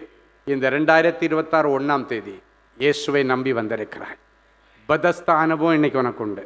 ஒரு அழகான வசனம் நீதிமொழிகள் 9:11 சொல்லுகிறது, என்னாலே உன் நாட்கள் பெருகும், உன் ஆயுசின் வருஷங்கள் விருத்தியாகும். சொல்லுங்க, என் ஆயுசின் வருஷங்கள், என் ஆயுசின் வருஷங்கள் திருப்தியாகும். ஆமேன், விருத்தியாகும். சொல்லுங்க. அப்படின்னா தீர்க்காயுச இவங்க சரசில் ஆண்டவர் வைக்கிறார். வருஷத்தை நன்மையினால் முடிசூட்டுகிற ஆண்டவர் தீர்க்காயுசின் முடிசூடுதலையும் கர்த்தரனை கொடுக்கிறார். தீர்க்காயுசின் கிரீடத்தையும் கர்த்தர் உங்களுக்கு கொடுக்குறார். அப்போ தீர்க்காயுசின் கிரீடத்தை கொடுத்துட்டாருன்னா வியாதி எல்லாம் இருக்கிற இடம் தெரியாமல் போயிடும். ஆமேன். அது போயே போயிந்தி. சொல்லுங்க, போயே போயிந்தி. இது என்ன பாஷை? தெலுங்கா? கன்னடத்தில் என்ன சொல்லுவாங்க? யாராவது சொல்லுங்க, கன்னடம் தெரியுமா? போய்யா, போகத்தா? ஆமாம், அது போகத்து. மலையாளத்தில் அது போய் அப்படின்வாங்க, போய். இங்கிலீஷில் இட்ஸ் கான். சொல்லுங்க, இட்ஸ் கான். அது போயிடுச்சு. உங்கள் சரீரத்தில் இருக்கிற கட்டி போயிடுச்சு. சரீரத்தில் இருக்கிற அடைப்புகள் கிளியர் ஆயிடுச்சு, இருதயத்தில் இருக்கிற ஓட்டையெல்லாம் மூடியாச்சு. ஹல்லேலூயா.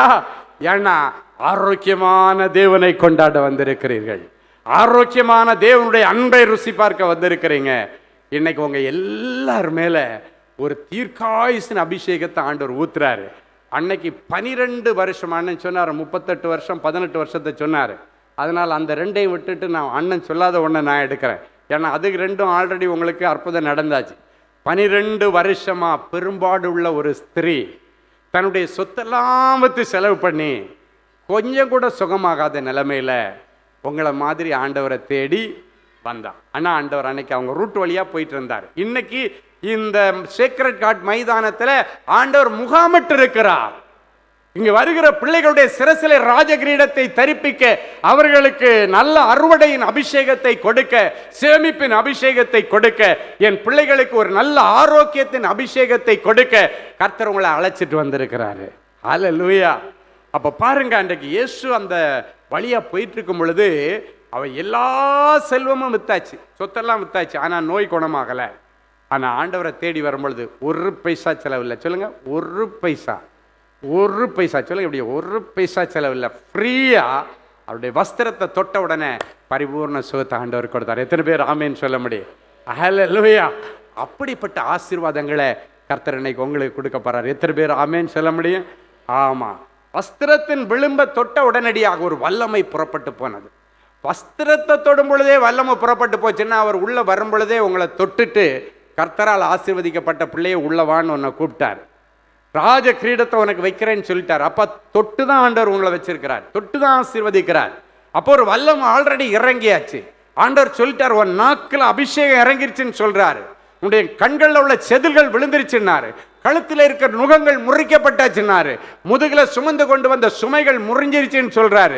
எல்லா கட்டுகள் அறுக்கப்பட்டுருச்சுன்னு ஆண்டவர் சொல்லிட்டாரு. என் அன்பு தேவனுடைய பிள்ளைகளே, முக்கிரீடமும் தூக்கி போட்டாச்சு. இதெல்லாம் தூக்கி போட்ட ஆண்டவர் கட்டியை தூக்கி போட மாட்டாரா? போட்டார். சொல்லுங்க பார்க்கலாம். போட்டார். ஹல்லேலூயா. ஆமா, எல்லா கட்டுகளை அறுத்து இந்த புதிய வருஷத்துல நிறைய சாதனைகளை நீங்க படைக்க போறீங்க. சொல்லுங்க, சாதனையாளர். என் பிள்ளைங்க சாதனை படைக்க போறாங்க, நான் சாதனை படைக்க போறேன். ஹல்லேலூயா. இந்த இடத்துல 12 வருஷ பிரச்சனைக்கு விடுதலை கொடுத்த ஆண்டவர் உங்களுக்கு இன்னைக்கு ஒரு விடுதலை கொடுப்பாரு. ஒரு சாட்சி, இதுவும் இப்போ புதுசாக வந்த சாட்சி தான், இன்னைக்கு தான் கொடுத்தாங்க. சுதாகர்னு ஒரு தம்பி, 14 வயசு. அவனை அன்பரின் பாதத்தில் ஒரு நாள் கூட்டத்துக்கு கூட்டு வந்திருக்கிறாங்க. எதுக்காகன்னா, அவனுக்கு 2 கிட்னியும் செயலிழந்து போய் டயாலிசிஸ் செய்துட்டு இருக்கிற நிலைமையில் அந்த பிஞ்சு பிள்ளை 14 வயசுனா எப்படி இருக்கான்னு யோசித்து பாருங்க. 14 வயசு ஒரு சின்ன வாலிப பிள்ளை, ஒரு தம்பி, அவன் இந்த டயாலிசிஸ் கொடுமையை தாங்க முடியுமாங்க? 2 நாளைக்கு ஒரு வாட்டி, அது தாங்க முடியாது. வாரத்துக்கு 4 டயாலிசிஸ் அவருக்கு. அப்படிப்பட்ட சூழ்நிலையில் உயிருக்கு ஆபத்தான நிலையில் என்று போடப்பட்டிருக்கிறது. உயிருக்கு ஆபத்தான நிலையில் இருந்தேன். அப்பொழுது 4/11/2023 அன்றைக்கு அன்பரின் பாதத்தில் ஒரு நாள் உபவாச கூடியில் கலந்து கொண்டு கர்த்தர் எனக்கு சுகம் தரும்படி ஜெபித்து கொண்டேன்.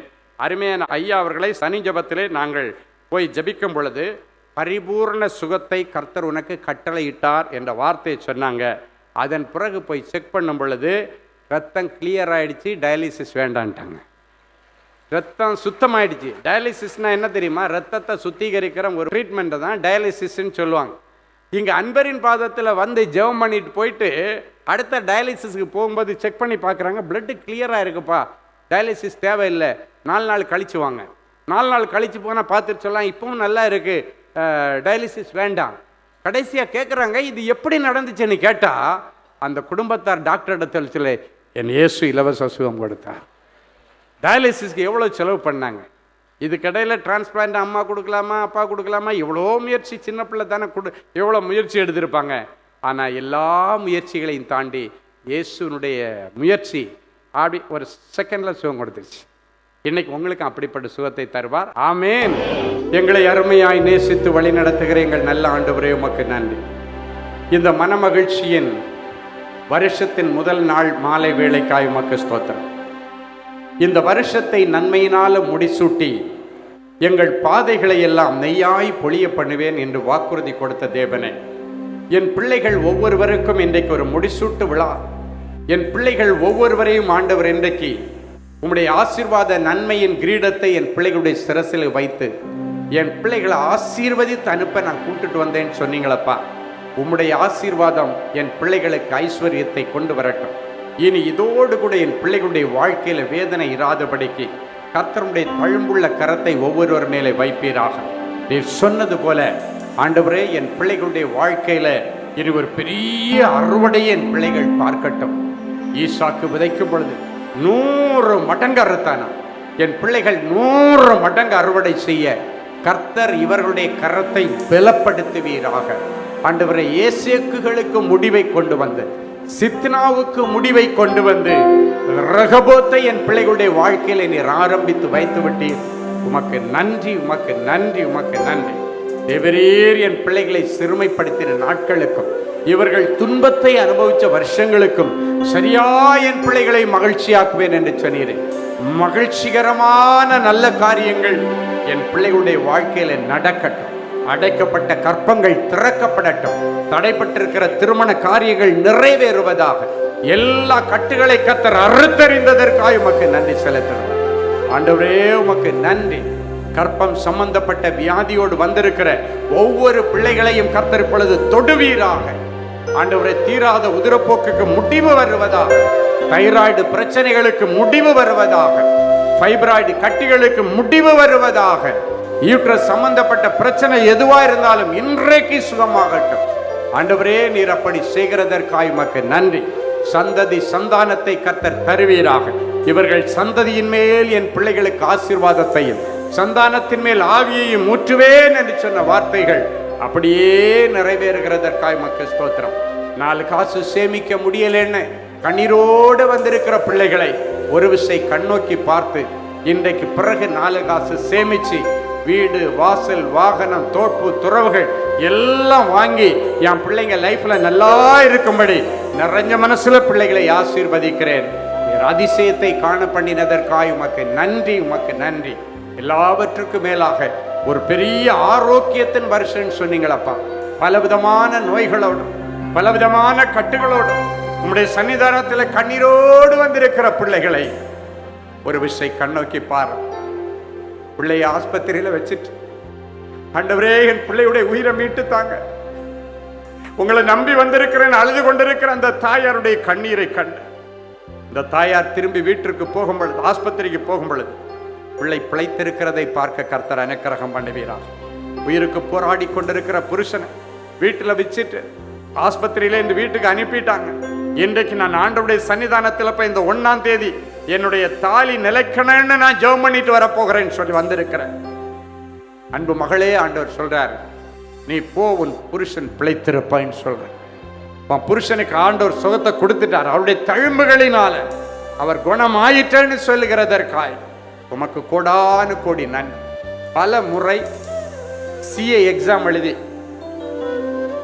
தோல்வி அடைஞ்சி என் கனவெல்லாம் வீணா போச்சு, என்னால் ஒரு சார்ட்டர்ட் அக்கவுண்ட் ஆக முடியாதோ என்று கண்ணீரோடு வந்திருக்கிற மகனே, இன்றைக்கு ஆண்டவர் சொல்லுகிறார், அவருடைய ஞானத்தையும் சர்வ ஞானியுடைய ஞானத்தையும் கல்விமானின் நாவையும் உனக்கு கர்த்தர் வைக்கிறார்.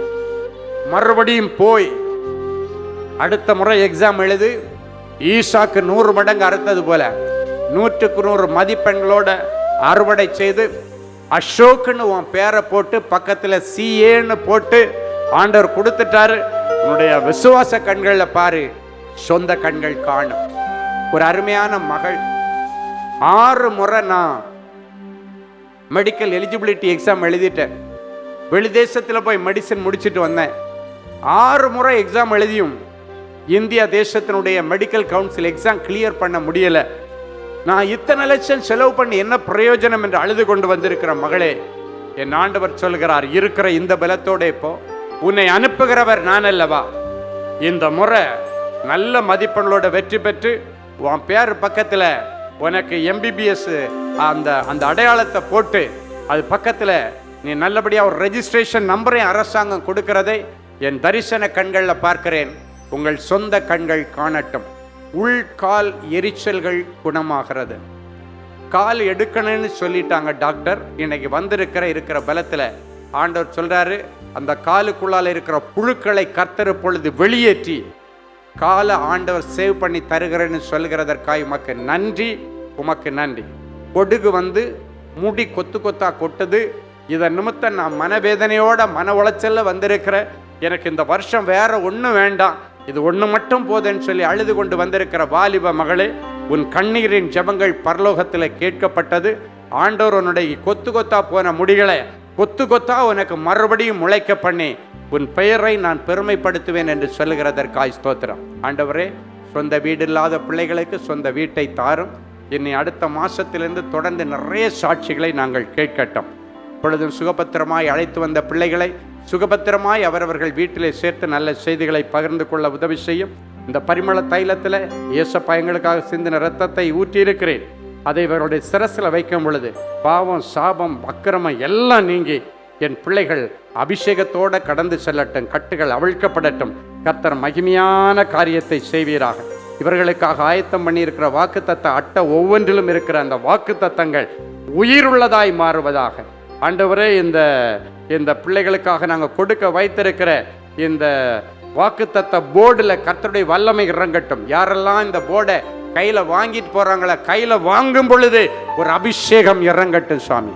அதை வீட்டில் மாட்டும் பொழுது குடும்பத்தில் உள்ள எல்லா விதமான சாபங்கள் முறைக்கப்படட்டும். ஆனால் இந்த வார்த்தையில் தான் எங்களுக்கு வாழ்வு கிடைக்கிறது. ஒன்றோ மூன்றோ எத்தனை வாங்கி யாருக்கெல்லாம் கொடுக்குறாங்களோ அத்தனை வீடுகளுக்குள்ளும் நன்மையினால் முடிசூட்டுகிற தேவனுடைய கிருபை தங்கி இருக்கட்டும். இயேசுவின் மூலம் பிதாவே, ஆமேன், ஆமேன். அன்பு தேவனுடைய பிள்ளைகளே, இந்நிகழ்ச்சியின் மூலம் நீங்கள் பெற்றுக்கொண்ட ஆசீர்வாதங்களையும் உங்கள் ஜெப விண்ணப்பங்களையும் அனுப்ப வேண்டிய முகவரி: தேவனின் அன்பு ஊழியங்கள், Vinayak avenue, OMR road, Okkiyam, Thoraipakkam, Chennai 600097. மேலும் 24 மணி நேர ஜெப உதவிக்கு 044-547-9999 மற்றும் 9941150999 என்ற எண்களுக்கு தொடர்பு கொள்ளுங்கள்.